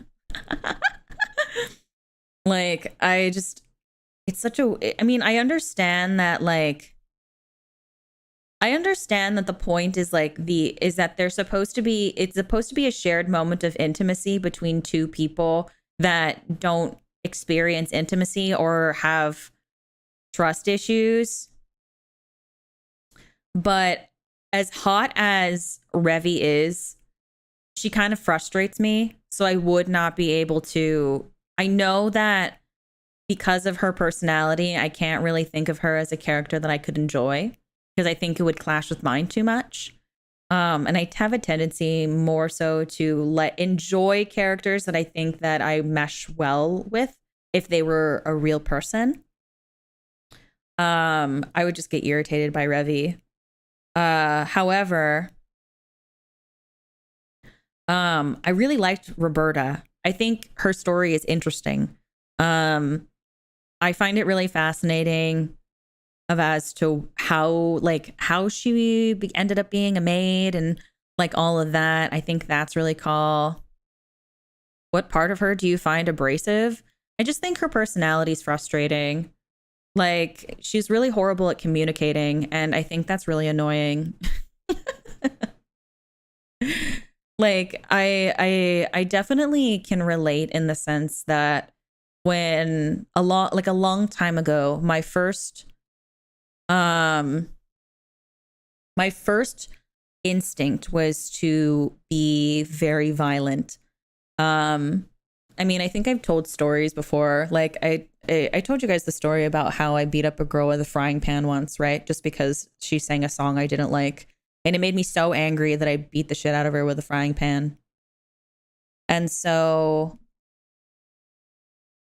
like I understand that like it's part of her character.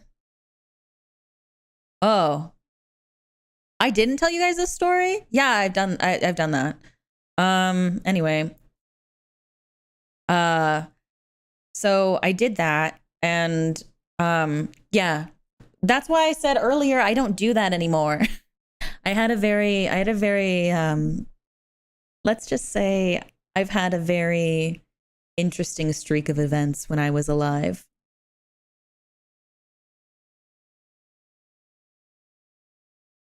But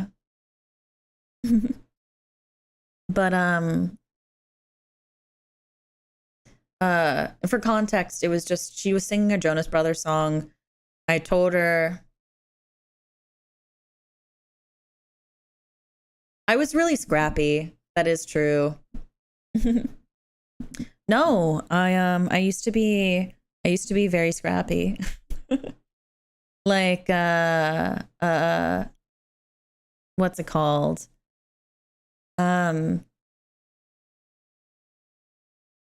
Like so for context, as you guys know, I like to try to follow through as much as possible with the words that I say. So when I was younger, I was taking an acting class, and our assignment was we had to sing in front of the class. And if you could sing in front of people, you could sing like the time you beat the guy up and kicked him around. No, that was real as well. Do you guys think that I'm lying to you guys when I tell these stories? That's fun. Why would I lie?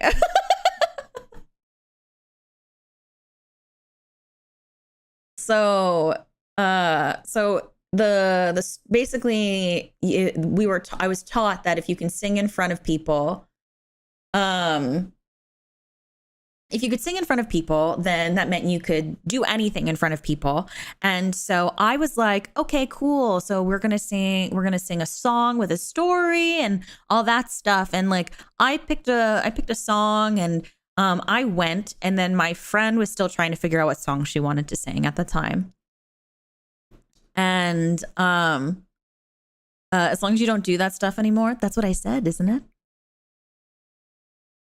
I mean, you can't get in trouble if you don't get caught, right?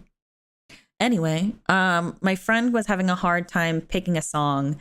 And so she had settled on a song, and I really liked it, and I thought it would be good for her voice. It told a story and whatnot. And what ended up happening was she was like, this was a long time ago. And she was like, what if I sang what is it?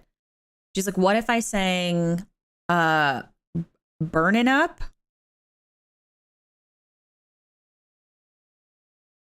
Burnin' Up by Jonas Brothers.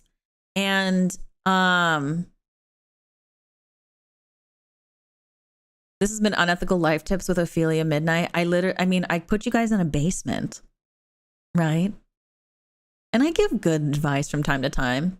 But yeah, so she said, I wanted to sing Jonas Brothers Burnin' Up. And I was like, no, that's a horrible song. And she was like, no, I think I should do it. And I was like, no, I'll beat you up if you sing it. And then she was like, no, you won't. And I was like, I'll literally beat the shit out of you. And like, she was like, okay, I won't sing it. And so she ends up going up there, and she ends up singing the song. And she like sits down next to me, and she looks at me, and she like looks at me like, okay, do it. I dare you. And I was like, okay, bet. I'll do it.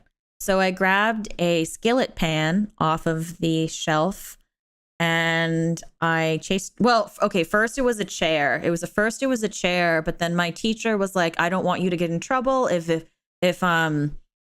the higher ups of the academy show up.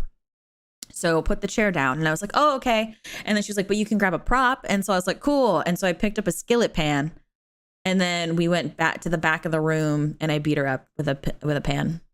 Well, the skillet pan. Yeah. And that's the story.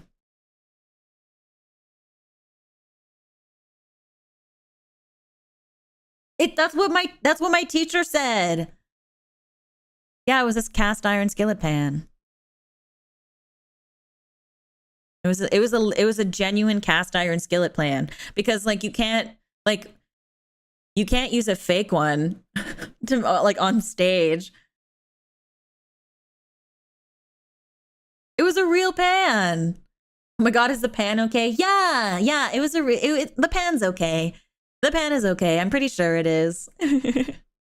Yeah, my teacher signed off on it. My teacher was like, I don't want you to get in trouble, so just go to the back of the room and just like because like I'll turn, like we had the spotlights on, and it's called a black box theater. So that's where we were taught.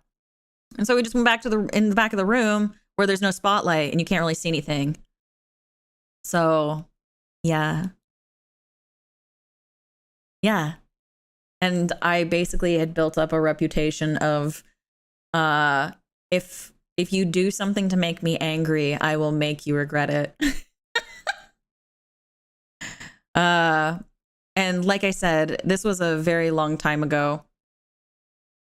So uh it was like during a time, this is why I always talk, this is why I always because I think I've talked about it before, how I used to have like anger issues.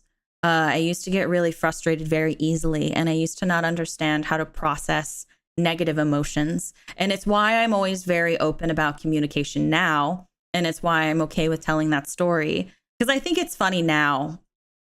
But I use that story to further how important communication is. And because when you immediately act on impulse and you choose to not necessarily think through your actions, it kind of encourages you to continue to make the same mistakes. And so that's why I'm very gung-ho about communication, because if I am not able to verbally express how I feel, I don't want to act I don't want to act on it impulsively. I want to be able to take a step back and then be able to come back later and discuss it properly. So that's what I like to use. So like that's what that story is for. So yeah. So also like if it also goes to show, I mean, I'm also a lady of my word. But no, she ended up being fine.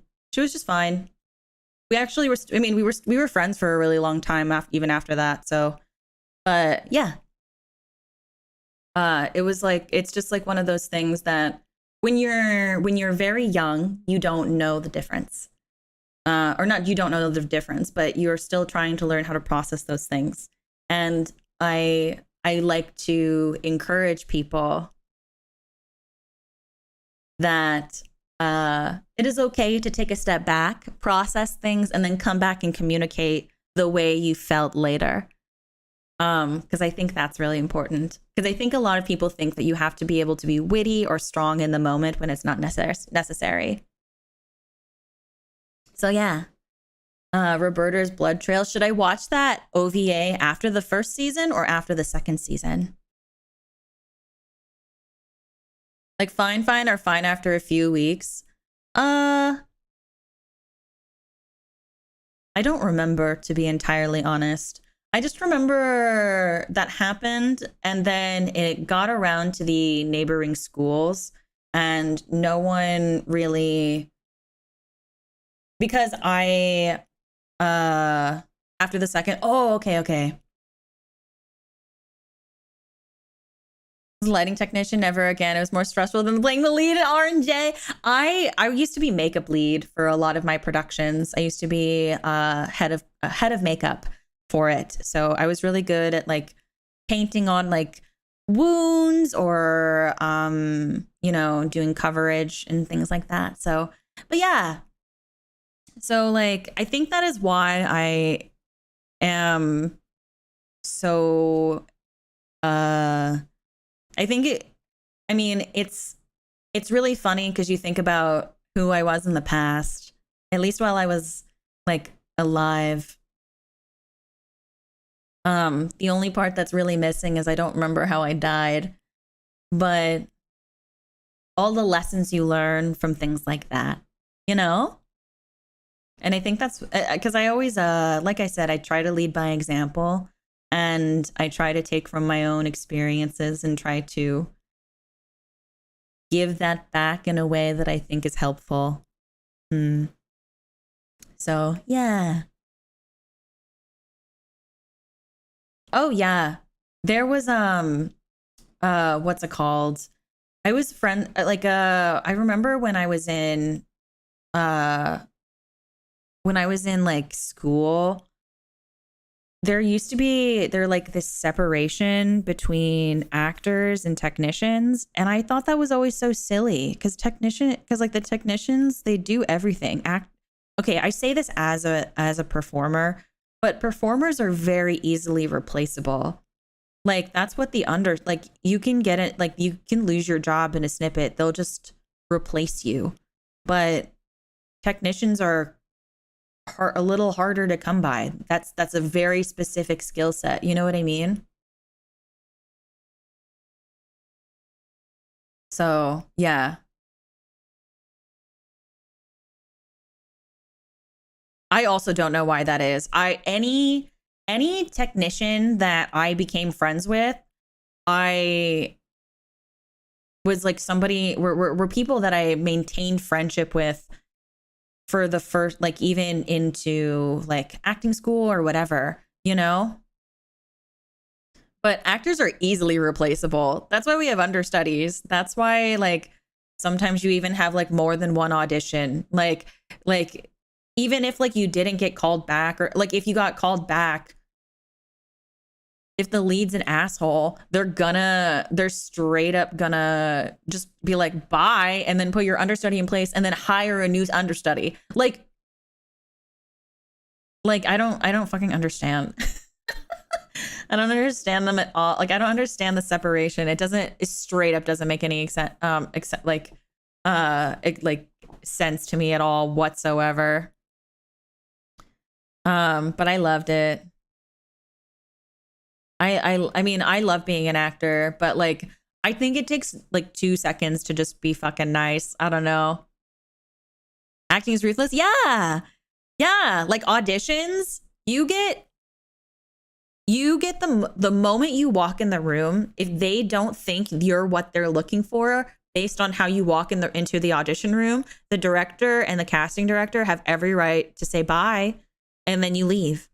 You could have prepared all the sides, or like I guess I guess the lines. You could have prepared all the lines. You could have prepared a song, everything. They'll be like bye.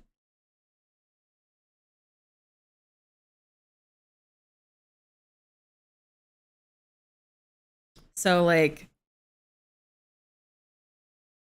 oh yeah, I've been turned away at auditions.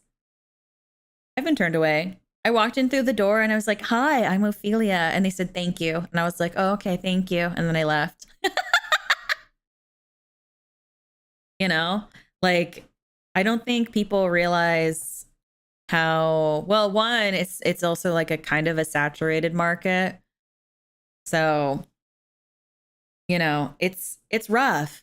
And I think any auditions are pretty intense. Like, um, for VTubers who want to get into companies, like you're going up against how many groups of people, like how many auditions, and just hoping that you'll even get called back for, I guess in for VTubers it's an interview, but for like a show or production you're getting invited back for a dance callback, or like a side reading. Sides are your lines. And you have to be able to really take rejection lightly, to a degree. Get a part in a play. Oh, I've done a lot of work. I'm not gonna like share, obviously, but like I've done a lot of work. So I'm not like, you know. It was we'll go to play the not white dude. Oh my god. It is like that. Yeah, theater, just acting in general is like a fairly cutthroat, not even just acting. Entertainment in general is just fairly cutthroat. Like 9 times out of 10, like if people who get a job, they got into the audition room because they knew somebody. you know? Do you say take your time, but you aren't selected sort of thing? Or is it just like a constant waiting and assuming you didn't get in? Okay, so when you, what's it called? When you get into an audition, when you finish the audition, sometimes they'll ask you questions about what's on your resume. Sometimes they'll ask you questions about the piece you did. They'll ask you to sing something else in your audition book if you're singing. However, then I always encourage people to just do the audition and then forget about it, because 9 times out of 10, you're not gonna get an email ever. You're probably gonna get told no. Like, when you get an email, you should assume that when you get an email, it means that you were selected for a callback. If you don't get an email after, like, let's say 5 months, you should assume that you didn't get the role. No, let's not say 5. I'll say 6. 6 months. 6 months. After 6 months, you didn't get the part. So, yeah. But I always tell people, just do your audition and forget about it, because, I mean, they're not going to contact you and they don't care about you. So, used to be a dancer, got into an art school because of it, but it was never my passion. I felt bad that I was taking someone's spot who wanted it, but it was my only recourse to go to a nice school. That's fair. Honestly, that's super fair. D20, seriously. When I went to acting school, there were only like 30 some kids that got in, right? Because like that's how like art school works. Like dance school, acting school, music school, whatever. But what's it called? Like I had people in my own class that like dropped out after the first semester and like changed majors or something. Like I know people that we graduated together and they chose not to pursue it anymore, even after. So like, you are so valid. Literally, like, more power to you. I mean, honestly, it just goes to show how talented you are. So like, good on you, you know? So if they ask about rehearsal availability, send the day. That means they'll likely pick you, but that's only if the person who auditions after you doesn't knock it out of the park. Yeah, I was about to say, I've had that happen to me several a time. Literally, I did an audition and they asked me about my rehearsal availability. They asked me if I would be able to take a phone call potentially in like the next week, and I was like, oh my god, yeah, and like, you know, maintain professionalism. And then the next person that goes in, literally, like, you could tell we were going in for the same part. You could tell by the hair color, you could tell by the body type, the way we carried ourselves in and out of the room. Oh my god. And I'm like, man, I should just go last now, but you can't control your audition time unless it's like a sign-up sheet, but or like a cattle call, I guess. But still, you can probably, I mean, from the way this story is going, you can assume that definitely I did not get a call that week, which is fine. Like, it happens. I'm one of those. I mean, I'm very much a strong believer of the do the audition and forget about it. Don't believe anything they say to you in the room, because it could all be a lie, or it's not intended to be a lie in the moment, but it could be later. And I strongly believe that. Strongly. So, I remember we had to do with lights, curtains, scenery was shocking to me. Yeah. Oh, yeah. Literally, if it weren't for the technicians and like the people who work behind the scenes for the show, like, there's a reason why, like, when actors bow at the end of the show, they point their hands to the booth, they point their hand to the band. Like, there's a reason. you know, like that they are acknowledged. That show does not exist. The show can exist without actors. I mean, it could. Like, you could throw some technicians on stage and they could just read the lines. But like, you straight up wouldn't really have a show if you like, or like, you wouldn't have sets, you wouldn't have lighting. You probably wouldn't even have the space because the stage manager or somebody didn't book the space. Like, you wouldn't have a show. Went to the audition, took one look and just walked out. Nope.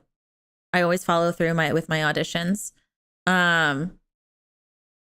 I like, even if I felt the audition was not really up my alley once I walked into a room or walked into the building, I did it anyway because it shows that you're not flaky to the director and casting director. It shows it's an opportunity, even if you don't want that particular project, it's an opportunity to show off your stuff to a director, a casting director, because if you can even just make them like you, they'll put you in their files for future projects later. And there's a chance, not a huge one, but there's a chance that maybe one day they could call you because they have a part that they'd like you to come in for. So that is something that I was very, very gung-ho about, was following through on those auditions, and making sure that regardless of whether or not I cared about the project, was that I was still having a chance to, one, act, and an opportunity to perform for a group of people, and have the opportunity to showcase who I am and hope that in the future that they will remember me enough to want me to be part of their productions. So, real experience for me in a positive or negative way, Ricardo. So it's just a couple of texts discussing Fresnel lenses. Honestly, when I was like in I guess high school, I think, we used to No, it wasn't high school. When I was in acting school, technicians had to take acting classes and actors had to take tech classes. So that way you could learn to appreciate what the other, what the other aspects of, like, you had to basically take classes for all aspects of production. So that way you could appreciate the work that went into it. Like, I had to take a costuming class. I loved it. Oh my God. I learned how to sew clothes and now I'm obsessed. I love making clothes. I think it's so fun. And so I took a film class. I've taken I took a stagecraft, which was basically like, I had to learn how to use a miter saw. I had to learn how to use it's like a saw, but it used like a wire or something. Like all that kind of stuff. It wasn't my favorite class, but I know how to I can build a shelf out of I can make a homemade shelf now if I wanted. You know? I can paint. I know how to paint. I think the only thing that I didn't get my hands on was sound and lighting, just because those are very sensitive and I didn't want to, and not I didn't, but I didn't think they wanted us near that equipment. So yeah. Yeah, exactly. I agree. Learning everything can also help you find a passion for hobbies and stuff that you didn't know that you would enjoy. So, Ophi is our dress up darling. I would love that. Honestly, I think it'd be so fun to dress up. I think it'd be so nice to do gyaru. If I got an alternate outfit, I think it would probably lean more towards gyaru, like a goth gyaru vibe, like long nails, cute like bedazzled-esque earrings. I'd probably do like hair down, get like, or like no, like maybe like do hair down, but then have like a ponytail with like also a ponytail, and use a big giant scrunchie. I'd like a bedazzled phone. Yeah. Did you ever do a fight scene? Yeah. Yeah. I've done scenes with, I've done physical fight scenes. I've done like other stuff. Like what else? I've done scenes where I've had to like shoot a gun. Like I've done all sorts of stuff. Just on the lighting desk, I was scared to break something at first, but once I figured out the basic, it was really fun to play around with. I don't trust myself. There's a reason why I'm an actor and I don't work backstage. Even in my regular day life, that's not it. So stage combat is so fun. I love stage combat. I think it's so fun. So fun. Like I used to love that class. I only had to take it for 1 semester, but I took it for 2 semesters because I enjoy it. Because the second semester, if I took it for 2 semesters, that meant I qualified to start testing for for stage combat license, and I wanted it, so I did it. I've like fake throwed somebody, and basically when you throw someone, it's like you lift them up, but they know they're being thrown, so they basically jump so it looks like you're throwing them. But that whole thing has to be choreographed so it looks like they're being thrown and not jumping. I just want to push all the buttons. That's fair. I just think that if I'll press the wrong button and it'll break. Learning stage sound engineering has been surprisingly useful for balancing levels when streaming. I'm sure it does. I don't know a single thing. I've had to have my friends, like I've had to have like my audio engineer friends teach me how to do my audio. Did you ever suffer an injury during a role? Yes. My left knee is like perma-fucked because of an injury that I had. I did a musical called Seven Brides for Seven Brothers. And hold on. Excuse me. What the fuck are you doing?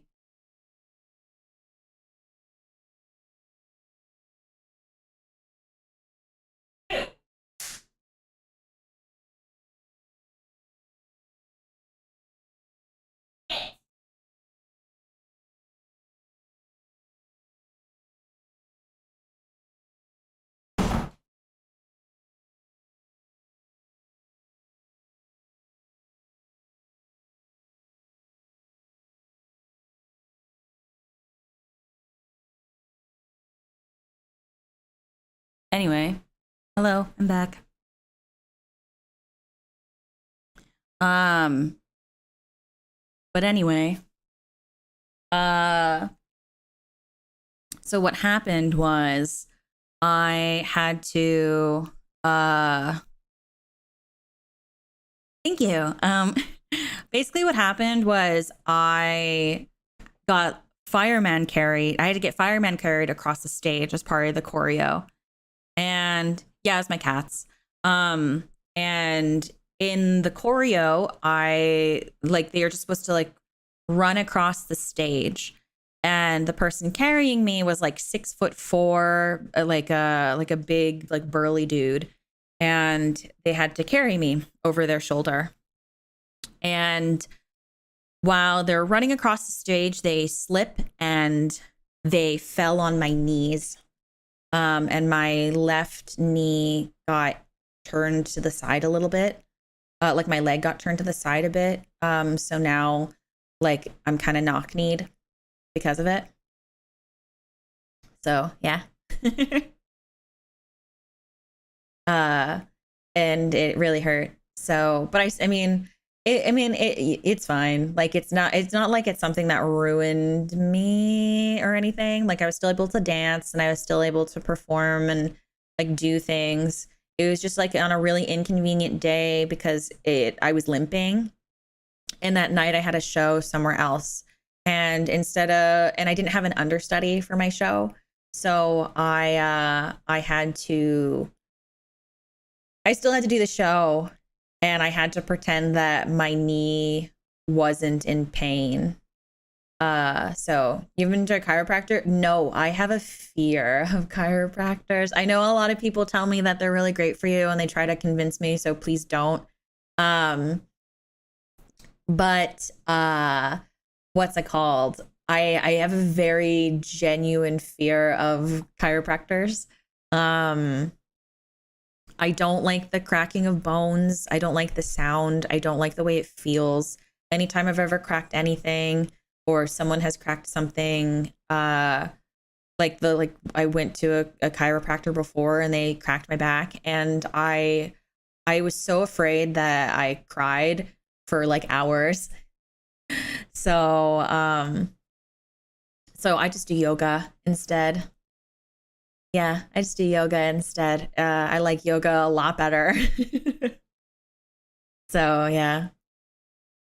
Yeah, I just I don't, because like I have a lot of experience where people, not experience, but I have a lot of experiences where people used to like grab like my hands or like my legs and try to like crack like my foot or like my or like, I don't know, my back and or my arm or whatever, like in my fingers. Like people used to try to crack things for me without telling me that's what they were doing. Like I thought they were trying to be affectionate by like giving me a hug or like taking my hand, but then like they crack my back or my fingers. Or like I had a relative, she used to like just grab my feet and just crack all of my toes. So like I have a really horrible experience with that. And New Age medicine mumbo jumbo. No, yoga is actually really good for like stretching. It's also really good for the voice as well. I used to do a lot of vocal yoga. That sounds really silly, but there's a lot of really great yoga poses and stretches that can really aid the strength and support of your voice. So, but yeah, that was the thing that people used to do to me. And then remember how I told you guys the story of how I had a boyfriend that broke up with me, he broke up with me because I didn't he like by asking permission from my dad, and then met up with my dad at McDonald's. Did I tell you guys? I told you guys that story, right? So that boyfriend that I had he used to break his knuckles. He used to crack his knuckles with my back. He used to press his fingers into my back and crack them on my back. Oh, I didn't? I thought I did. Jeez, I keep forgetting what thing. Okay, so basically I had a boyfriend in high school.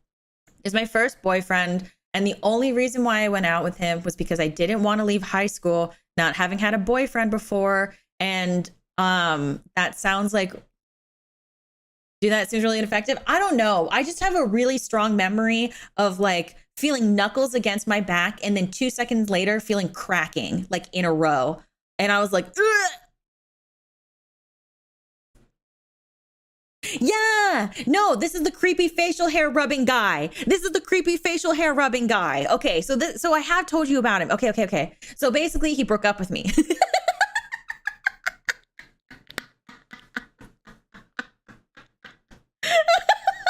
Yeah, it's the same guy. It's the same guy who used to rub his like facial hair really creepily on my body. Yeah, it's him. Okay, I have told you about him. Okay. Okay.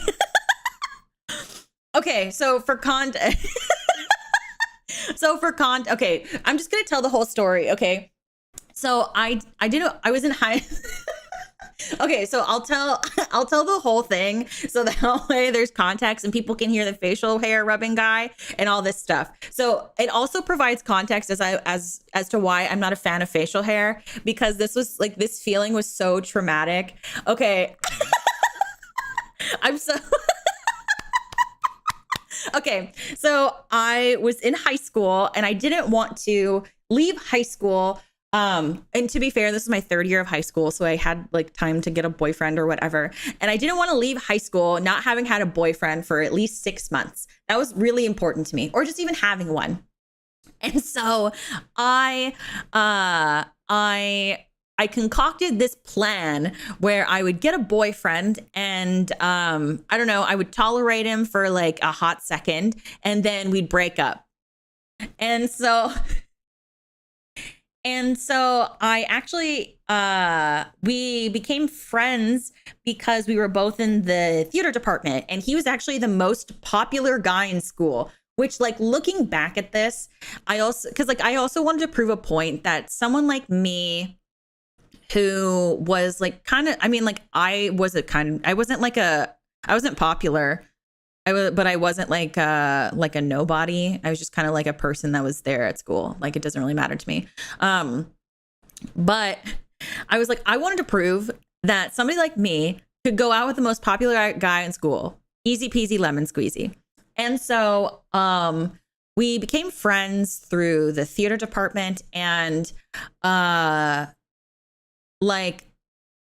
it's long story short, basically, I was talking to another guy, and I was talking to the creepy facial hair guy at the same time. And because I was like, okay, well, creepy facial hair guy isn't going to go out with me. So plan failed. Gonna go get to know this guy instead, because they're really nice and like whatever. And they found out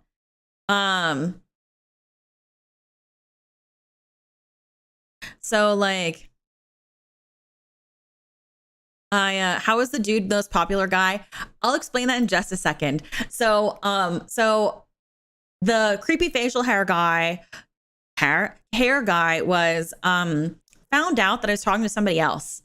And because like I was like, oh, we're just friends, like me and the creepy facial hair guy, I was like, we're just friends, like he's not gonna want to go out with me, because I think he was like interested in another girl that I was friends with. And I was like really close to her, but she was like not interested in him. And I was like, you go, girl.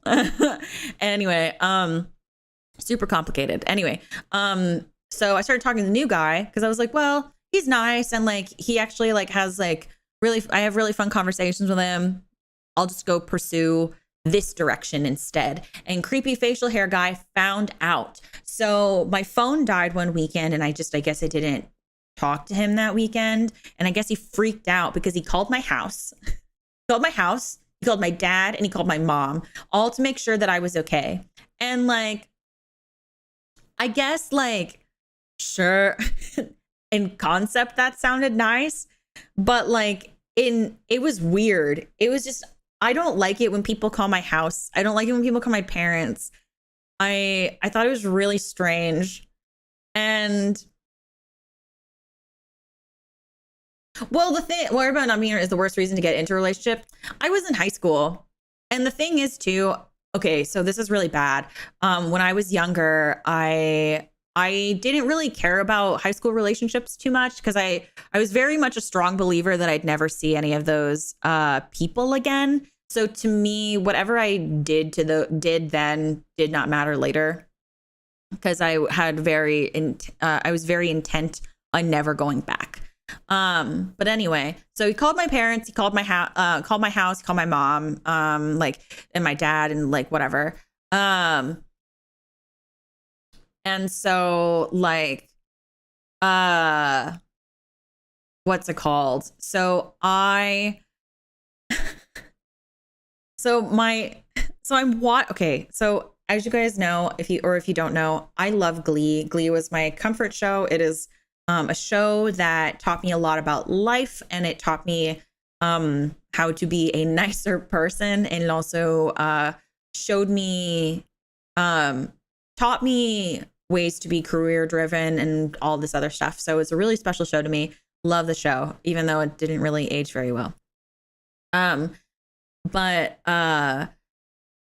what's it called? I was watching Glee because a new episode came out, and my mom and I'm in the dining room, and Glee was on Fox. And I'm in the dining room watching Glee because a new episode was airing and eating dinner. And my mom, she's cleaning, she's doing the dishes, and she picks up the house phone, and then she's like, "Oh, hi. Let's call creepy facial hair guy. I don't know. What's a good name for creepy facial hair guy? What do you guys want to name him? We can't call him Richard because we already named the guy in Unpacking Richard. So it needs to be a different name."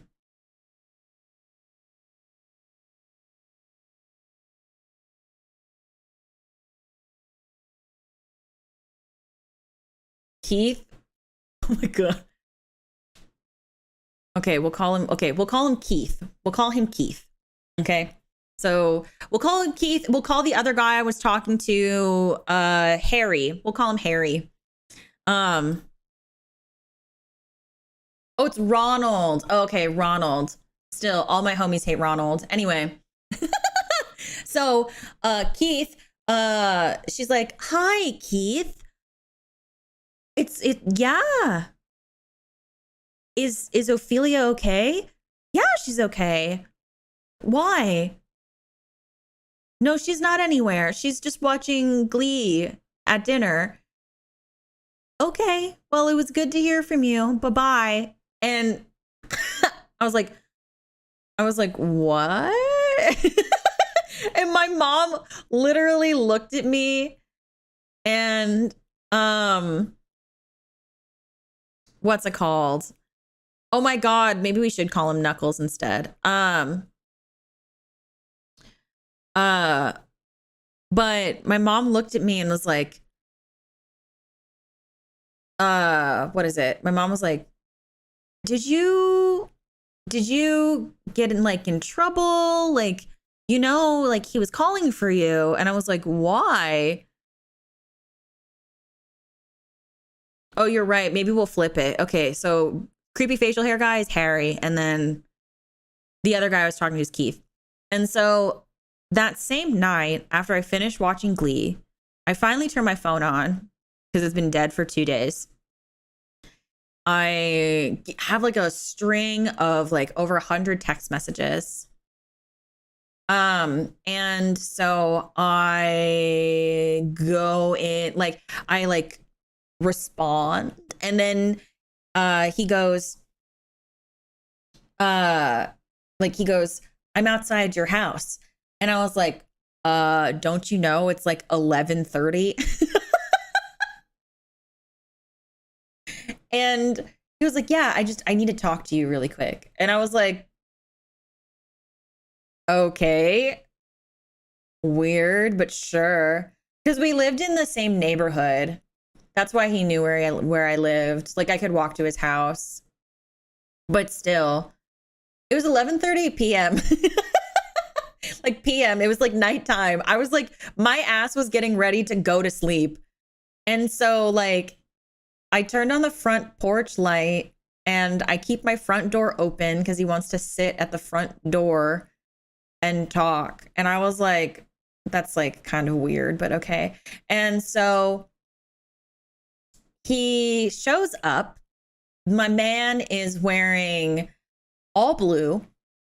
Like, he's wearing a blue puffer jacket, and not even like not just like a regular, like not like different variations of blue. Like, I want you to think of a solid blue outfit, the color of the moderators. Like, the color of the moderators is the color of his outfit. I remember very distinctly. He was wearing a puffer jacket vest, that color of blue. He was wearing a long sleeve shirt, that same shade of blue, and then was wearing another long sleeve shirt underneath, that same color of blue. Bright blue jeans, and then blue socks, and then the same color blue sneakers. And then the beanie. Okay, so that blue. Yeah. I distinctly remember this because I was like, why is this your outfit? Who dressed you? And he sits down and he tells me that he realized something like over the next couple of days. And I was like, what do you mean? Because he found out that I was talking to what is his name? Keith, Chris, that one, the other one. I was talking to the other one. And so he like what's it called? He takes my hands and he goes, I was talking to Keith and I found out that you guys were like talking and he wanted to ask you out, and I realized that I've been wanting to do that all along. And I was like, why'd you come to my house to tell me that? It's 11:30. Couldn't you have waited like for tomorrow at like school? Like when I'll actually see you? Did you have to show up at my house? Like I have better things to do, like sleep. And like so I was like, and no, he didn't have a boombox. But he did serenade me. He sang me a song in Spanish. But I don't know. I don't remember the song. And so, but he like took my hands and he went, he got really close to me. Like he was like up here.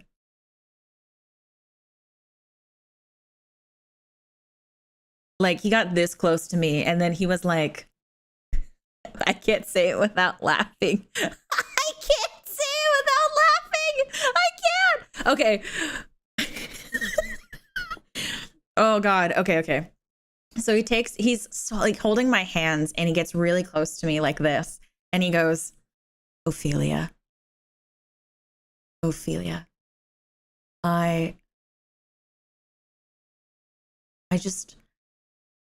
I'm sorry I was so blind. But would you please do me the honor of becoming my girl? And I just straight up stared at him. And then he started to sing. Just started singing. And like the thing is, that's the problem. Is like I tell this story and people probably think, oh, she's just making up this story. No, I've told this story so many times to people because it's so fucking strange. And he started to sing to me in Spanish. Unfortunately, I don't know Spanish well enough to be able to understand what he was singing to me. And he's not a horrible singer, but like it was just really abrupt. Because he was in the theater department. I think he went to a different acting school for musical theater, and like he started singing to me out of blue, and I didn't know what to do because I couldn't understand what he was singing to me, and I also didn't know how to process everything that was happening. It was happening really fast, and then after he was done singing, he sits me down on the stair of my front door. And he gets on one knee and he pulls out a chicken nugget from his pockets. And I was like, what do I do with that? He was like, it's for you. And I was like, oh, okay.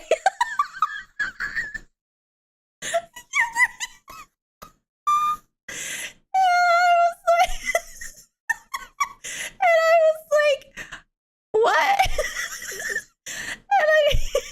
He was like, so what do you say? And I was like, can I think about it?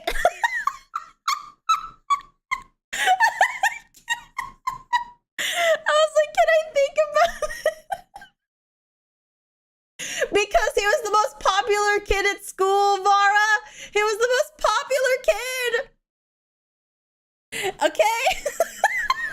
He was the most popular kid at school. And so I was like, I have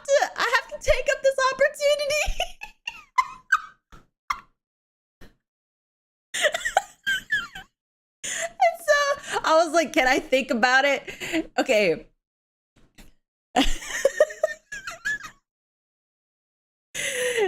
It was a real story. I could literally tell you it happened. It happened. What was it? December. Shoot. Hold on. I gotta think. I can't remember the number date, but it was in December and it was 2 weeks before Christmas. And because we were doing a winter play and we all of the couples, anybody who was a couple within the theater department, we all got cast in the show, but we had to be paired up with other romantic interests for the show because our director was like, if you guys break up during the show, it's going to fuck over my show. So if you're dating, you can't be in a scene together. And so, okay, but for context, so he was a popular guy at school because he was the lead in all of the shows. He was on the dance team. He was also considered a ladies' man because a lot of girls really liked how like ripped he was. And he was also really like a huge like hopeless romantic, which was a huge thing, I guess, at the time for people. It was never a huge thing for me, thank God. But he knew how to play piano, he could sing, he could dance, and he was on the morning announcements. Every teacher liked him. He flirted with every girl. So it came down to he was so proactive with the school that everybody loved him. Every girl wanted to date him or at least hook up with him. And it was really important to me, okay? So he presents this, it wasn't a dino nugget. It was just a regular nugget. I think that he said that he went to Wendy's before that because we had a Wendy's near our neighborhood. And I was like, I took the nugget and he was like, so it's a yes. I was like, can I think about it? And he was like, oh, okay. He was like, how much time do you need? I was like, can I think about it until after school tomorrow? And then he was like, okay. And then class in the room. Oh, welcome back, Sai. Okay. And so it was just a sing. And so I went inside. I threw away the nugget because one, it was in his pocket. Like it wasn't even a box or anything. It was just a nugget in a pocket. And I was like, I don't know where that pocket's been. I don't know where this nugget's been. I'm gonna throw it away. So I threw it away and I went to bed. But then that morning I got a text from Keith. So Harry left and then Keith texted me that morning and was like, Harry told me that he asked you out. And I was like, yes. Yes, he did. Didn't he? And and then Keith was like, that's a bummer because I wanted to ask you out. And I was like, I see. And I was like, okay. And he was like, will you at least think about it? And I was like, sure, I'll think about it. And so I told them both that whoever got to where I was at the end of the school day, whoever got to me first, that's who I would say yes to. So I didn't really pick. I just made them race for it.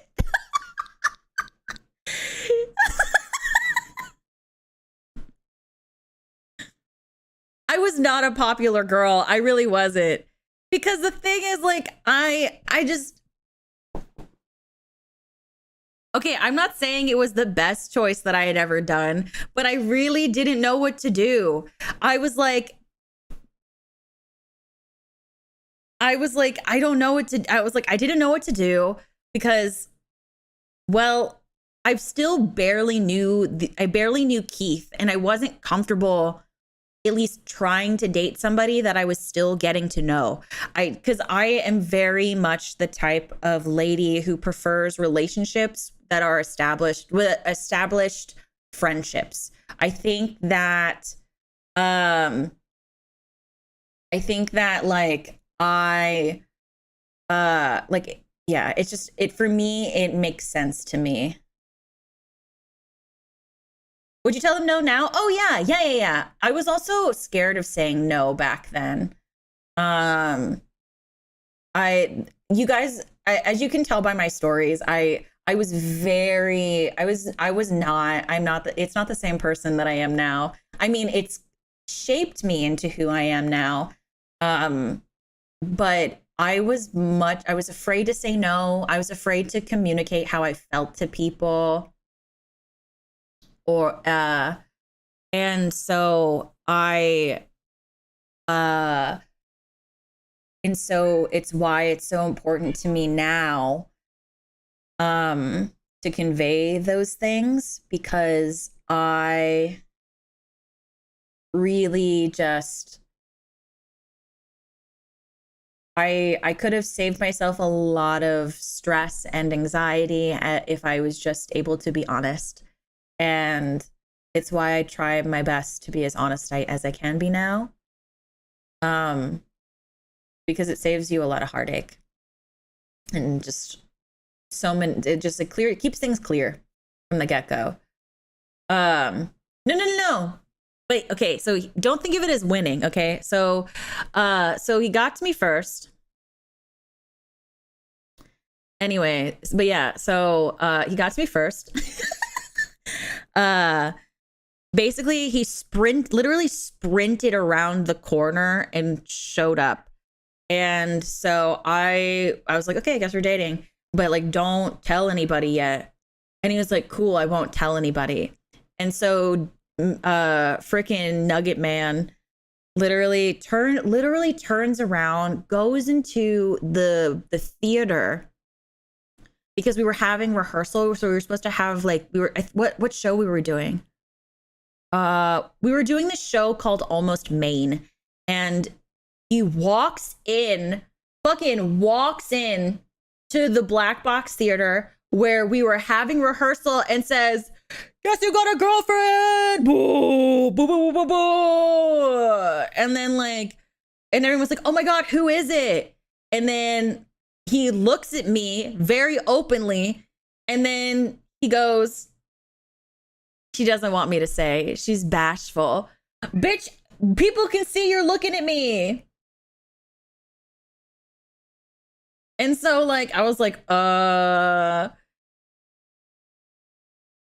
and so I was like, and so like, he put his arm around me and was like, see, she's all bashful about it. And I was like, I fucking hate this dude. Why did I do this? This was not worth it. This guy showed up the third. Yeah, he gave me a chicken nugget, a singular chicken nugget, a pocket chicken nugget, pocket nugget. Letter of American High School plays. Yeah, literally. And I was like, I hate this. I hate this. I hate all of it. I hate every second of it. I don't want anything to do with this. I never again. And so this started the weird experiences of Ophelia Midnight. And so that's how we got to this is how we get to the weird facial hair part. So because he was my boyfriend, he would do things like, he would do this thing where he'd give me a hug and put his chin in the crook of my neck and then go like with his chin up and down, rubbing his like stubbly facial hair against my neck, knowing it made me uncomfortable. And he would do that all the time, because he thought it was cute that I was uncomfortable. And it is now why I have issues with facial hair. If you have facial hair, please rock it. But also, please don't do that to people. Please, like, don't do that unless they want that. Like consent is sexy. Like, please don't do that unless they think it's cool. Because I just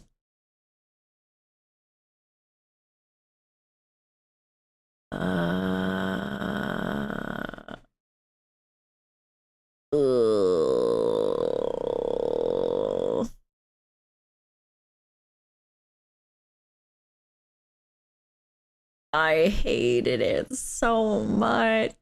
Oh God. I'm just thinking about it, how awful it was. Like, what cringe do I remember? Like, he'd try to like, okay, so he'd try to kiss me. And okay, so I went like a really long time not kissing this person because I couldn't do it.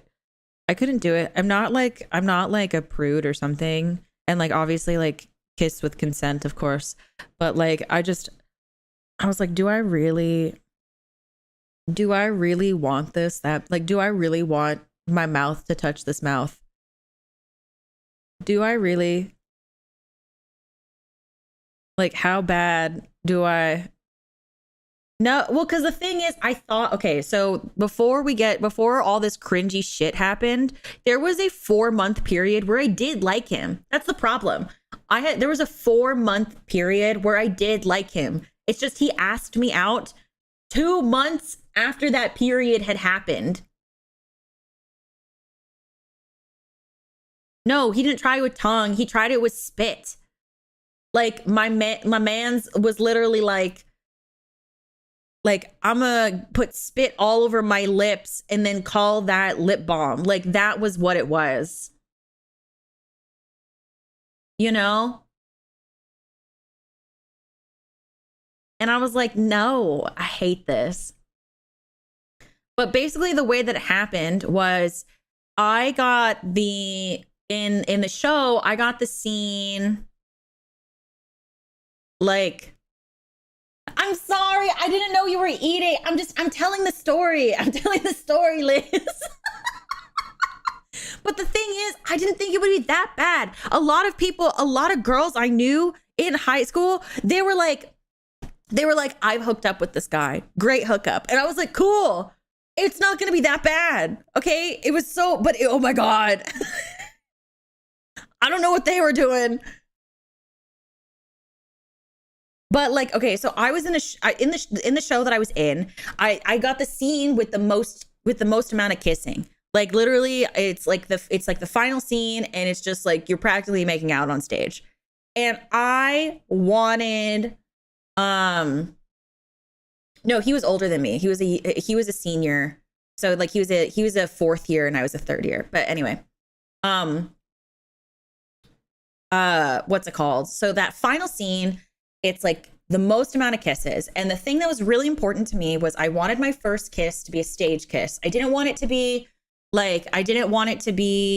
with some random person. I didn't want it to be with creepy beard man. I don't even call him my boyfriend. It's fucking weird.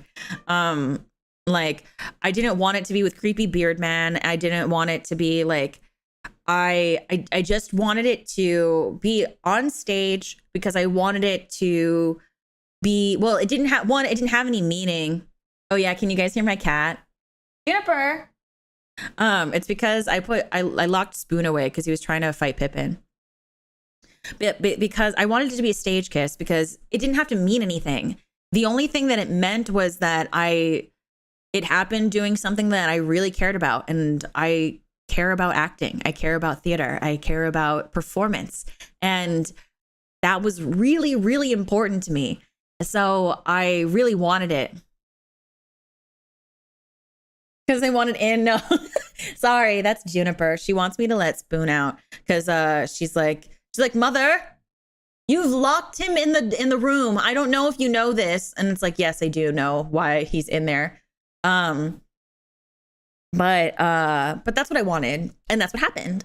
And basically he walked me home, and he basically he walked me to my door, and I was like, okay, bye. And he was like, you're not gonna kiss me? And I was like, huh?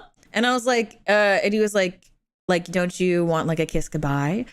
I mean, I know you haven't had your first kiss yet, and I didn't have the heart to be like, well, I mean, I technically kiss in rehearsals, so, but I mean, sure, whatever. And I was like, no, I'm trying to get inside. The new Glee episode is about to air. So I'd like to go inside. I don't want to miss it. And so and so he and so he was like, okay, well, I mean, don't mind if I just take the first one for myself. And then fully like licked his lips, like full, like that, like licked his lips, and then kissed me. And I was like, I was like, I hate this. I don't like it. I was like, I don't like it.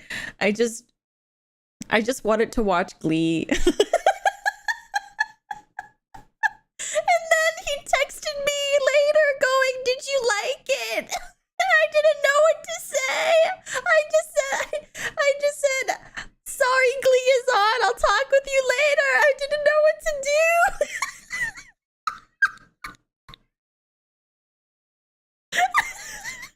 I didn't know what to do. Ah! Oh, God.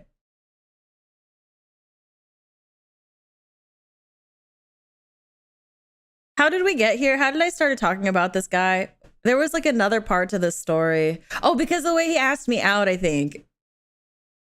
Was it that? I don't remember. But yeah, was it that you didn't like it? Look, because like after that, I just didn't like. Oh, because the way we broke up. Okay, now, okay. We're getting there. Okay. Now I remember. So, yeah. Okay. So like so after that happened, like we started to hang out more, and I was like, no, we were friends before this. I just like, I should really try. I should really try to not be uncomfortable. Like, this person is my boyfriend, and I should try. But he just made it so hard.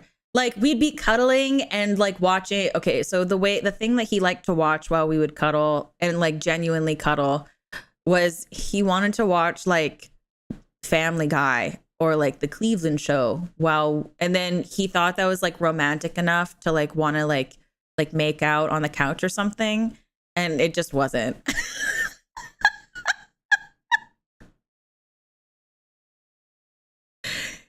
Or like one time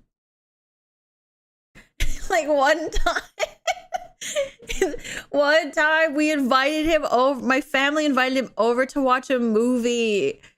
And so one time I can't remember what movie we were watching, but like it was like movie and karaoke. It's a bit too specific to be made up. That's what I'm saying. It sounds like it'd be a made up story, but it's not a made up story. I have really great visual memory. I remember everything. I would we'd be at his house, and then you walk into the house, you take a left, go down the stairs, and there's the basement, and there's a couch on like there's a carpet, and then the TV was on the wall. Okay, and then he'd be like, you want to lay on the floor and watch TV? And I'd be like, no, I'd like to be on the couch, please. I remember. And so like like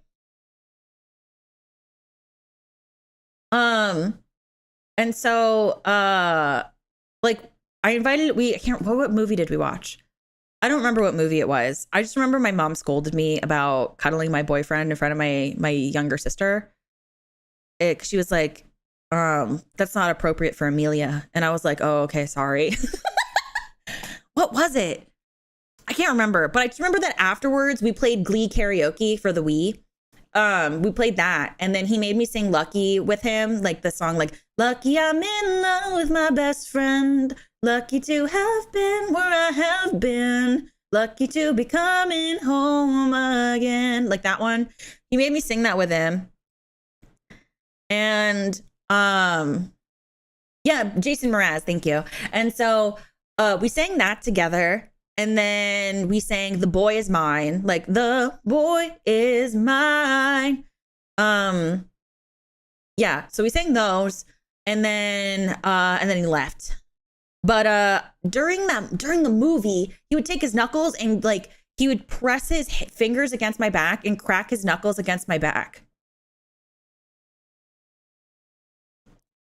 And so I was like, please don't do that again. Like cracking knuckles makes me really uncomfortable. Like I've had like aunts and like friends previously like try to take my hands and crack my knuckles, or like take my toes and like pop my toes or something. And like, it makes me really uncomfortable. Please don't do it. And he was like, oh, sorry. And we go to school and he keeps doing it. I just remember that he kept doing it like while we were waiting for a rehearsal to start or whatever. He'd be like, Ophelia, come here. I need a hug. And then like, while giving me a hug, like trick me and crack like his fingers on my back. And it was just so awful because like I really don't like it. And then I remember like Christmas, he like got me all these gifts of like things that I had like very openly hated.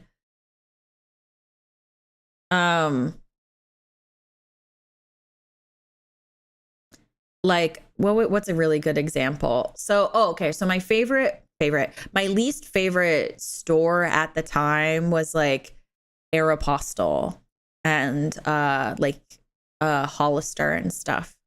And so and I was very open about that because we used to go shopping a lot, and like I just didn't like their clothes, and like I hated going there.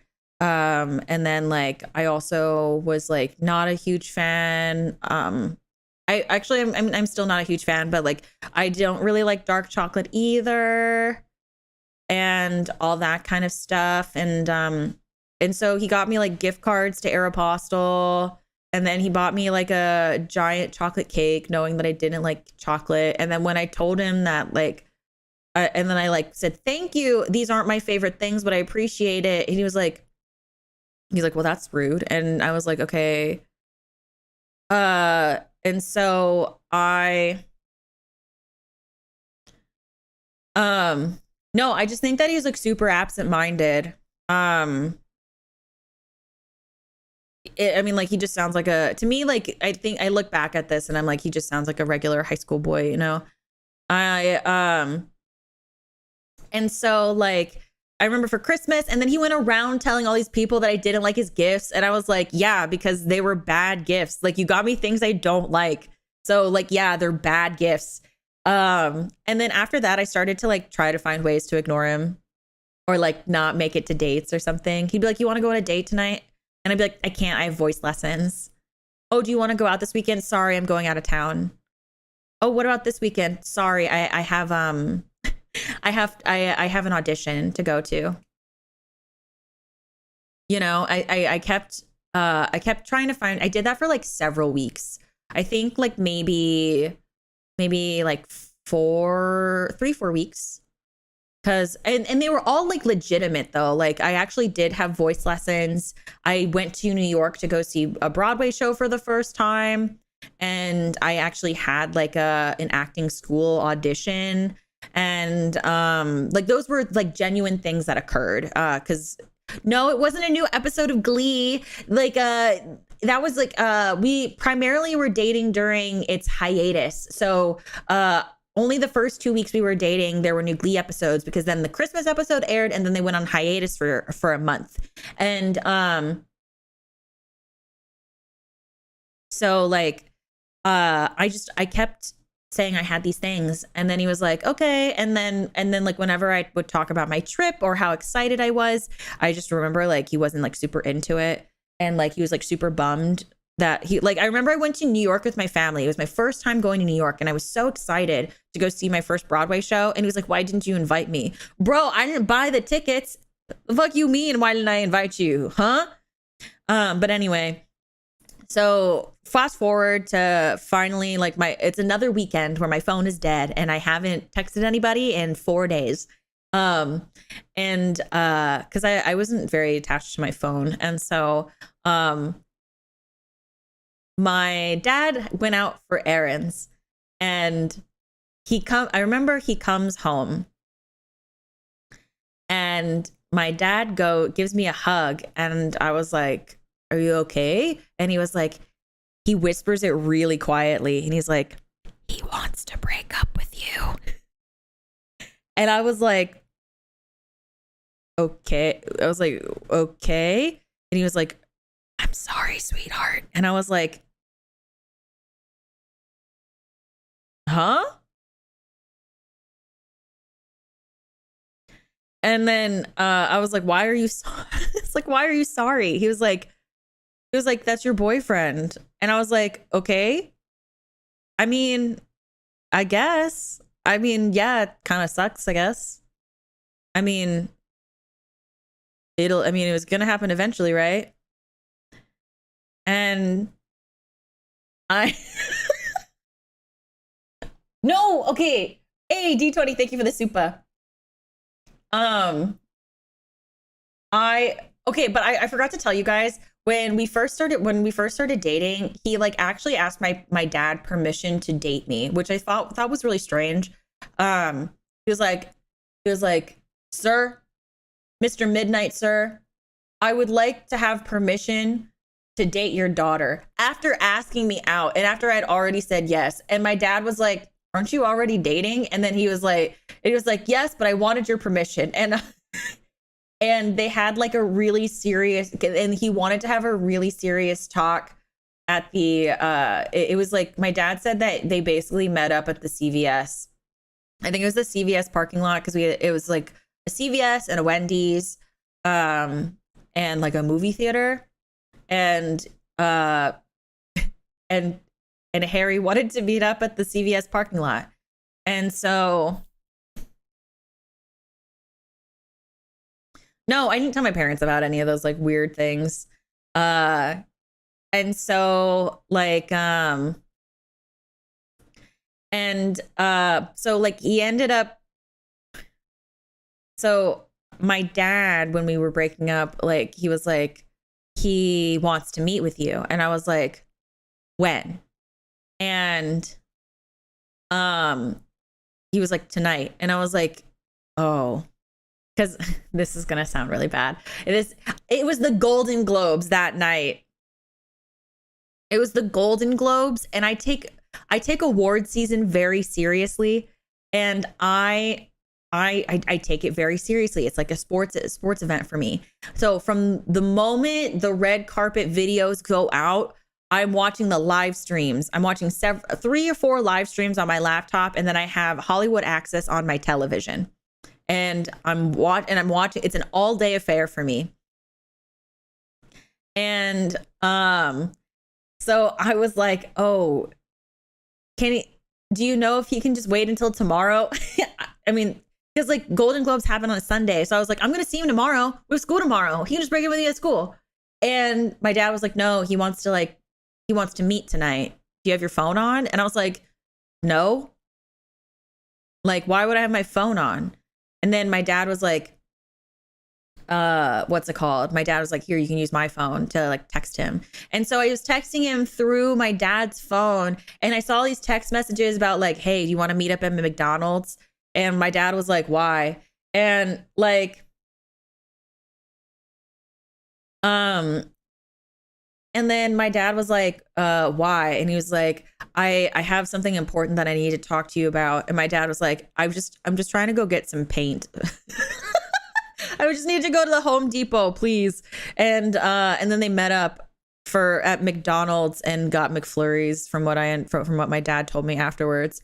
But like but we basically went to the park, and he held my hands on the swings, and he got this close to me again. Thank you for the super. And he literally, okay. He gets this close to me again. And he's like, "Ophelia, these hands I long to hold, but they're too far away from me." And I was confused. And at the time, I was like, I literally said it. It was really bad timing. I probably shouldn't have said it because he was having his moment. But at the time, I was like, you're literally holding them. And I was like, and he was like, no, like metaphorically, I wish I could hold these hands longer. God. And I mean, I know it's cold, but I look back on it, I'm like, maybe I shouldn't have said that. But I mean, and he was literally like, I just feel like dating drifted us apart.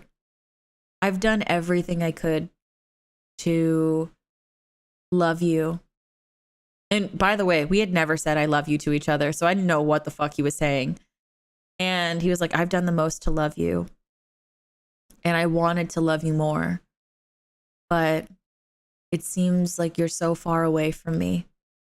And I can never make you happy. And I was just kind of like sad, like stood, like I'm literally sitting in a swing.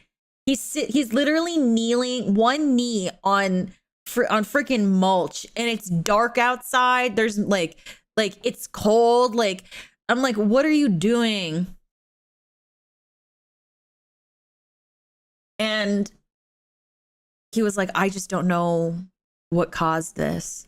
I don't know why we drifted apart so hard.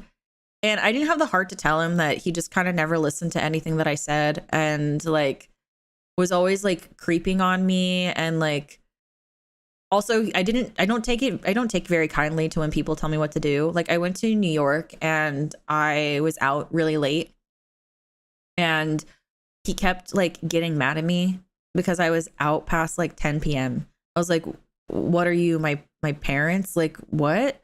So strange.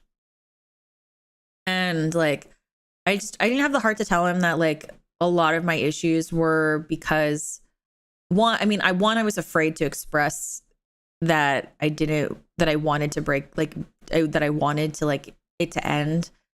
But like that, and like he just never listened to me. And so it fed the fuel of like, I felt like if I said something, it wouldn't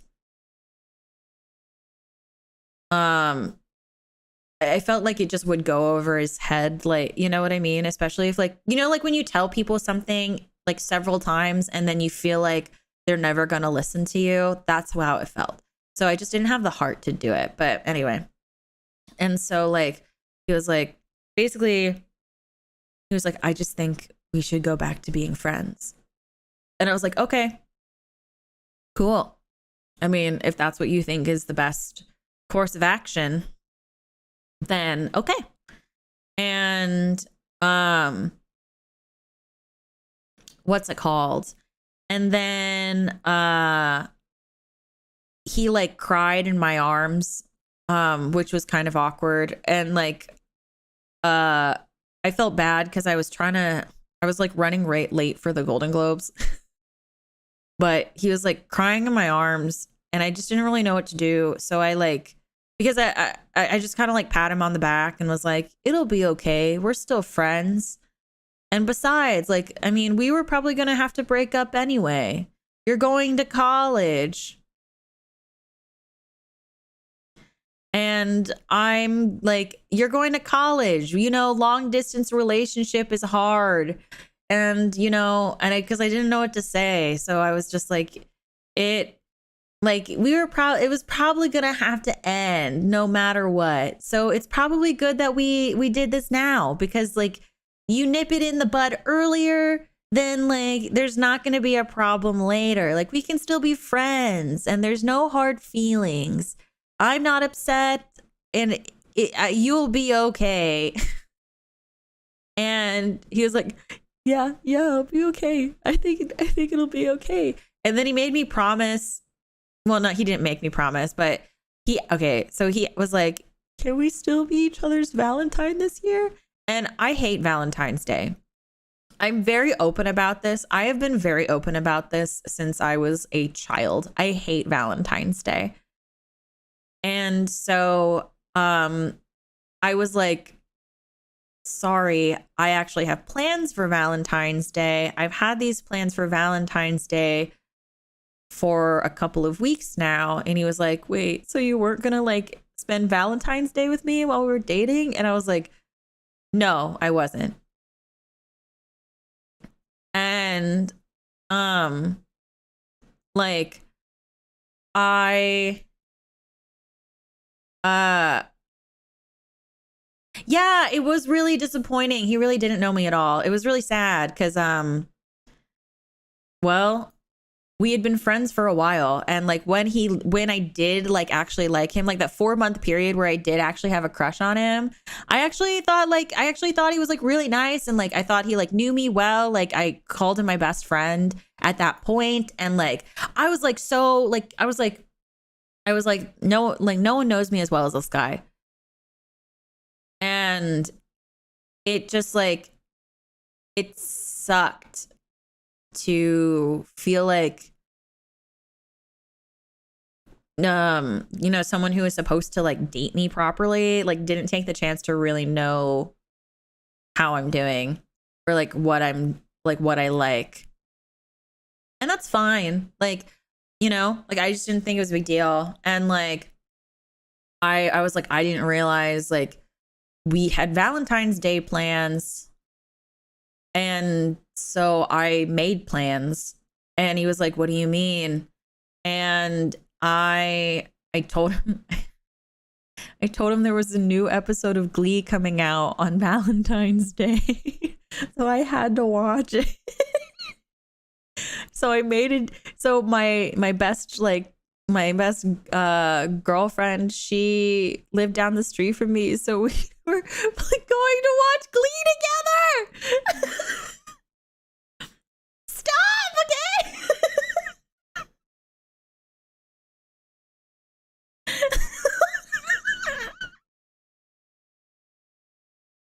Because he knew that every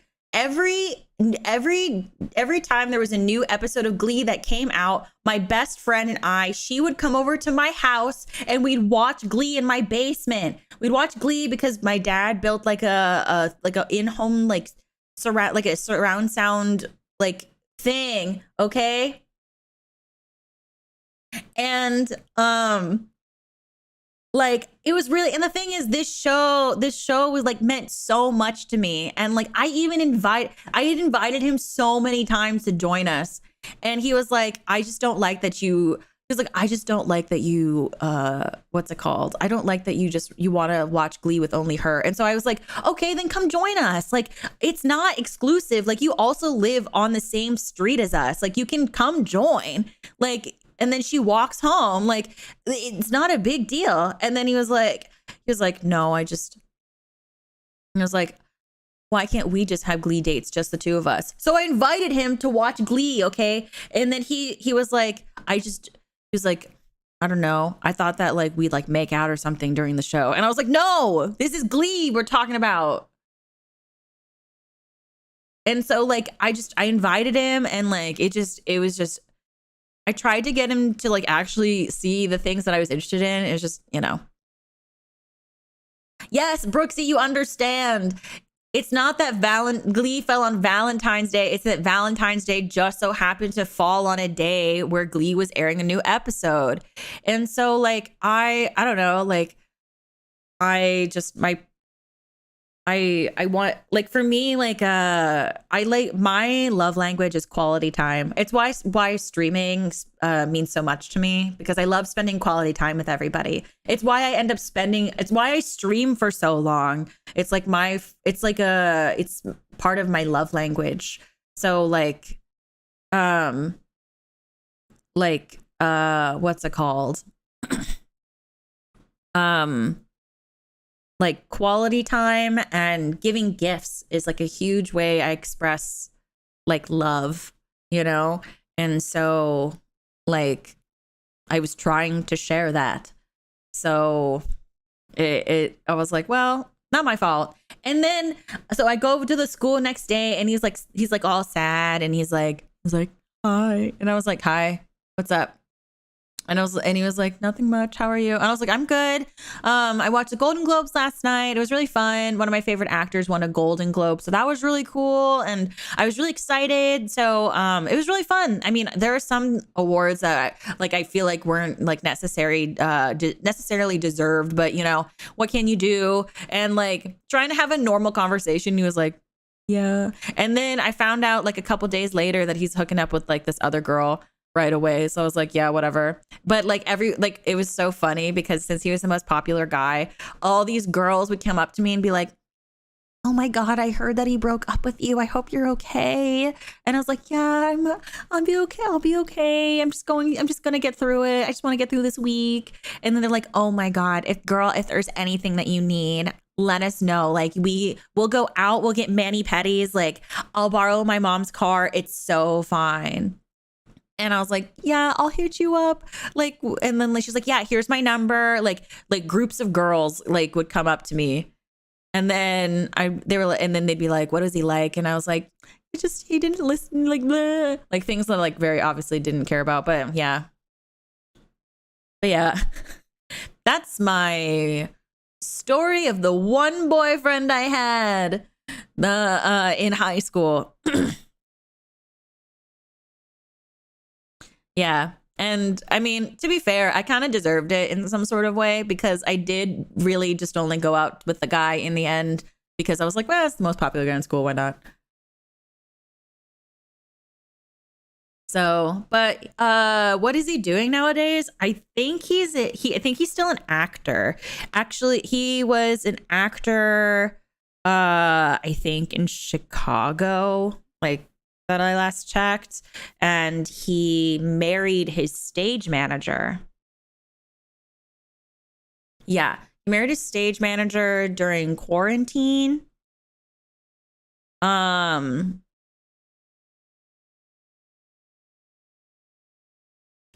Is that it? Oh, and he started a YouTube channel. I'm not going to give it to you guys obviously, but he started a YouTube channel playing video games. But I don't know if he still keeps up with it. So, would you say that a relationship helped your acting skills? I would say that. Yeah.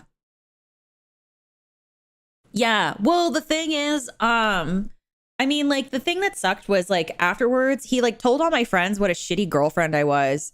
Even, I mean, like, yeah, I like ignored him like sometimes, and like sometimes like my phone was dead, so I wouldn't text you back. But like when I was like present and like available, I was like always listening and all that stuff. And like I was like, me? Huh? No, he didn't propose with the chicken nugget. Not that I'm aware of. I'd have to look at Facebook, but like, yeah. Facebook or Instagram. I think he uses Instagram, but yeah, like I just very distinct. Like it just like was so wild. Like he straight up told my best friend what a horrible girlfriend I was. And my best friend was like, I don't know why you're venting to me.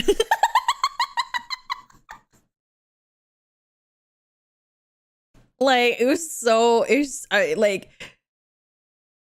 like what? It was just so bizarre. But I guess like it's karma for like just trying to date somebody to make sure I don't have like that way I'm not single, leaving my high school career with being single. I guess what I get. Because I also like I've told you guys this before. When I was in high school, I used to just go on dates with people just to go have dates. Not like anything serious. Like I'd go to prom with somebody, but then like I'd go to the after party with somebody else instead. Or like I would end up like dancing with random girls' dates. Not on purpose. They would just start dancing with me and I just kind of like accepted it because I was a nobody. I was like, I'm not going to see you guys. So, what's it called? Yeah. So like it's probably like, I guess that's like karma. But yeah. Moral of the story. Just because they're popular doesn't mean they're probably not a weirdie. And it's not bad to be weird, but like literally get a clue.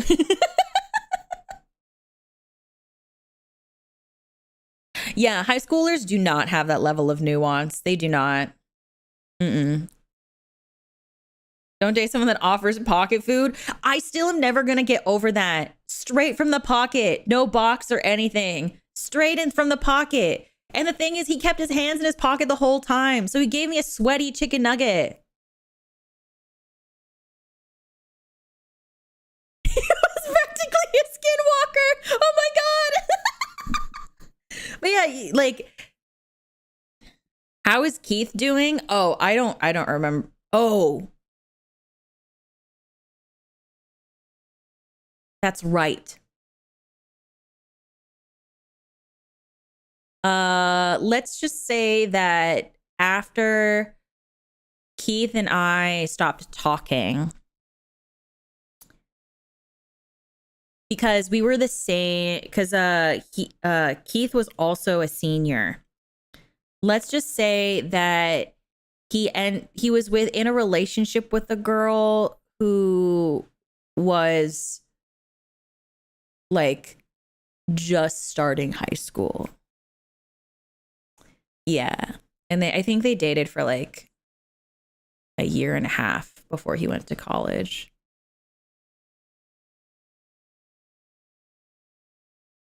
Because she was also in the theater department. Yeah. Yeah. So I was like, we have Napoleon Dynamite reference. I have no clue. Straight up, I have no clue. I don't okay, this is probably like a controversial take, but I don't like Napoleon Dynamite. Excuse me. I don't like Napoleon Dynamite. It's a movie that gives me like secondhand embarrassment, and it's not really like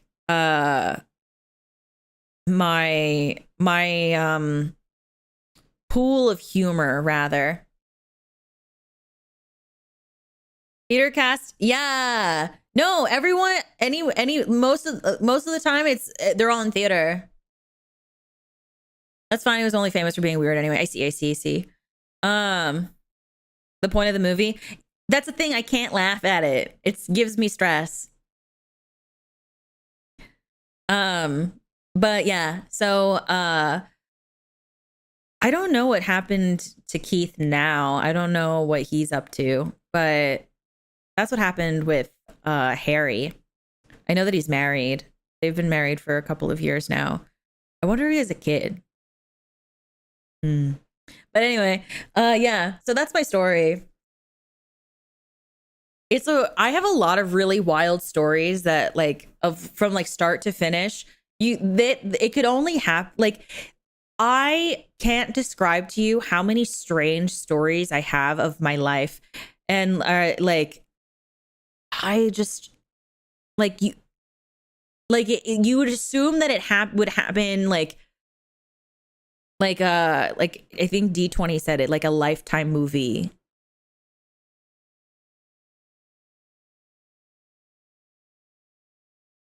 So I could literally, like, I know this turned into a story stream, but I hope that at least like the story was enjoyable to listen to.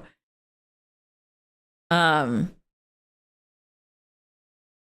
Harry was Harry's the chicken nugget guy. He got married to a stage manager, and now he lives in Chicago, I think. And I think he tried to start making YouTube content. I don't know if he still does. Because I won't lie to you guys, I did like reach out to him and was like, hey, I know you make content. I've also made content. Like, if you want any ideas or want to like catch up and like shoot the shit, like let me know. I'd love to. And like talk about ideas, you know, I can introduce you to my content creator friends. And like I wanted to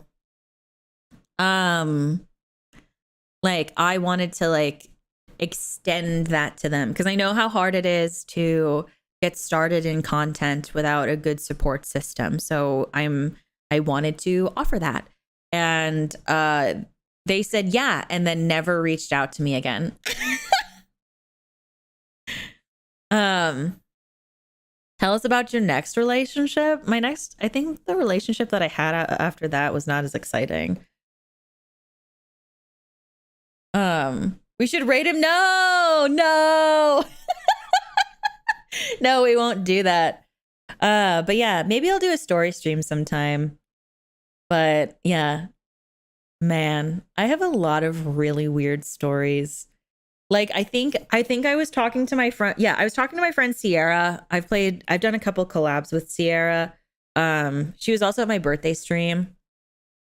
And I was telling her I was telling her a story of how I was telling the story of how I got together with my college boyfriend. And she was like, what are you, like a lifetime, like are you a sitcom character? What is this? And so I can join. I don't know. I actually don't know. I don't know if he creates content on YouTube. Last time I checked, he was streaming on Facebook, ? But he posted his Facebook streams to YouTube. So yeah. But like, I have a lot of really wild stories.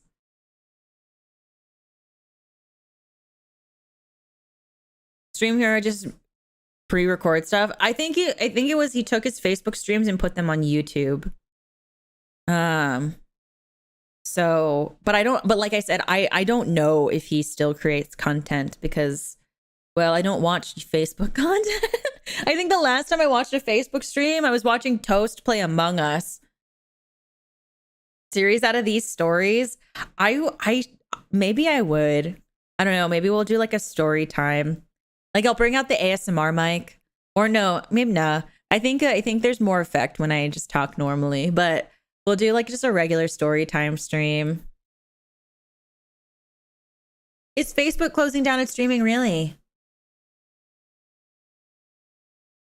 Can't say that I've ever heard a story like that. It's quite interesting. I have so many. Like what's it called?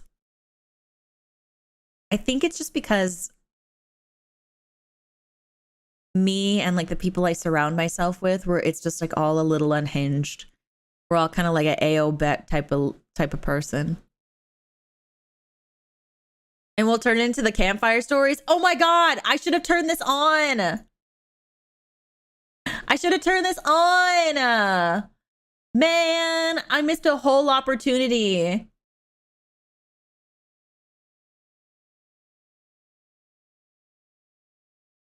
Autobiography when? Honestly, you could have chapters of things. They're coming up with a new separate one called Super. Okay. All right, time to retell the story. No, I don't want to re-experience. No. No. It's a really large campfire. Yeah. It's like the one at the festival. It's like the one at the festival for at Kaguya for Kaguya. Kaguya-sama. Kaguya-sama.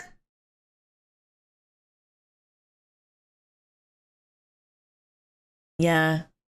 I want to just read your auto if that's just the teaser. Yeah, that story itself took place over the course of 2 months. Literally from December to January 30th.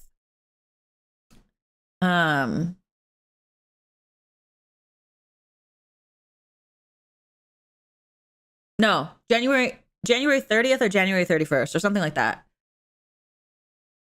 I don't actually know the date. I don't actually know the date to a T. I just remember because I saw a Broadway show at the end of January, but then I didn't. Maybe it was the beginning of February. Either way, it took place because I was about to say I saw a Broadway show at the end of January, but the breakup happened after I came back from New York. So So maybe it was the beginning of February. It's probably the beginning of February. Either way, December to the end of January, February, whatever. That was only 2 months. Only 2 months.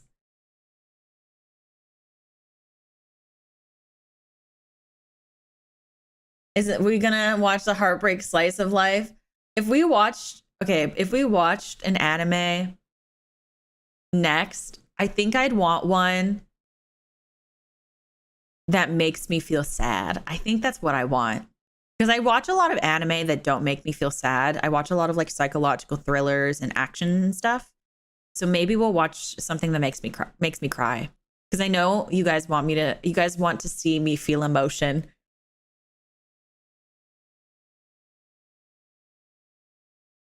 Yeah, you were right. You're right before Christmas, just before Valentine's Day, put together with the length of the story. I know. I was like, wait a second.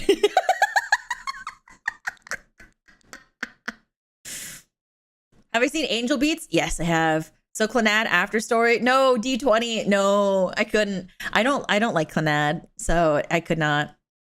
I actually have. I'll probably pull out one of my personal favorites. Since you guys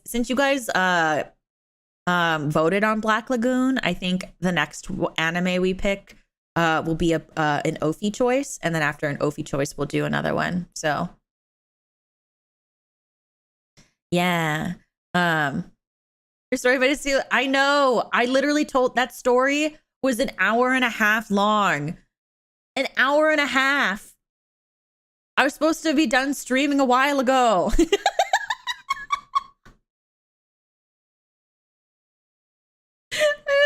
I'm doing the thing I did yesterday. So, actually, there is a movie that I really want to watch. Oh my God. Are you guys like free tonight? Do you guys want to watch a movie with me?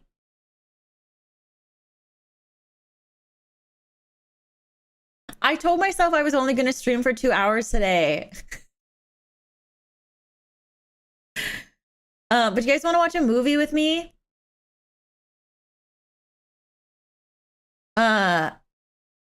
It's not an anime. It's a romance movie. I really want to watch it.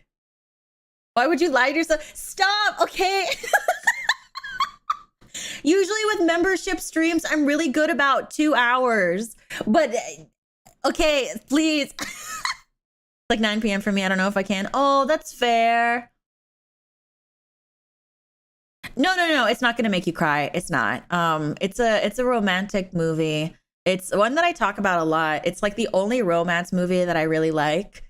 That's okay, Shield Wolf. There'll be like other nights we can watch movies. I just like I'm in the mood to watch a movie, and I wanted to ask if you guys wanted to watch with me. So, no, not Romeo and Juliet. No offense to anybody who likes Romeo and Juliet, but I do not like the Baz Luhrmann film at all. I just don't like Romeo and Juliet in general. Oh, except the anime. The anime for Romeo and Juliet's pretty sick. This is what I get. This is the value. Look. Even if it's even if it's your first member stream, or if you're a new member or just new to the community, I can always say with confidence that I always at least do my best to show up and show out for you guys. So thank you for the super.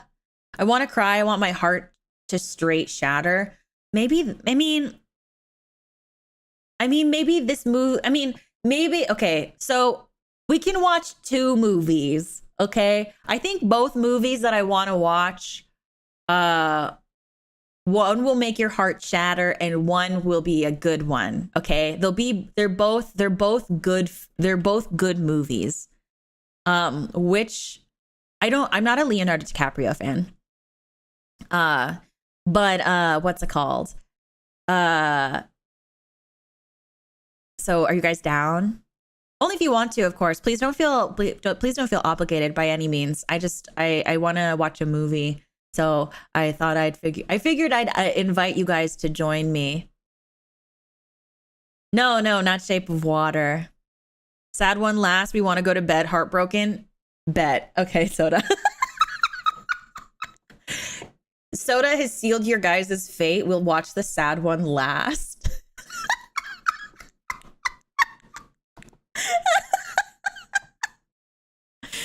Last two movies we watched were really good. I think I have good taste in movies. So, okay, then what we're going to do is we're going to wrap up here. Thank you guys for sticking it out with me. Thank you for listening to my story. I think actually if the next membership stream we do, we might not do anime club. I actually really want to play like a community game or something. So maybe we'll do like a members only like Jackbox or something like that. So yeah.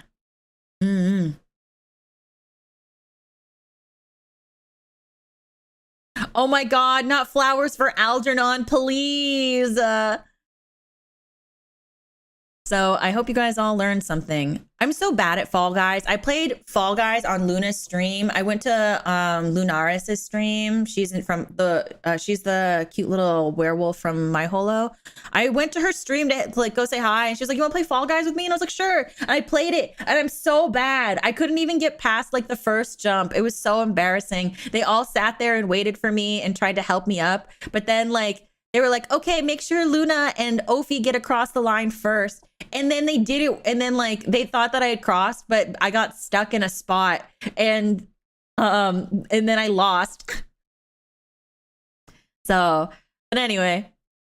Oh, crab game. That's fun. I've only played it once.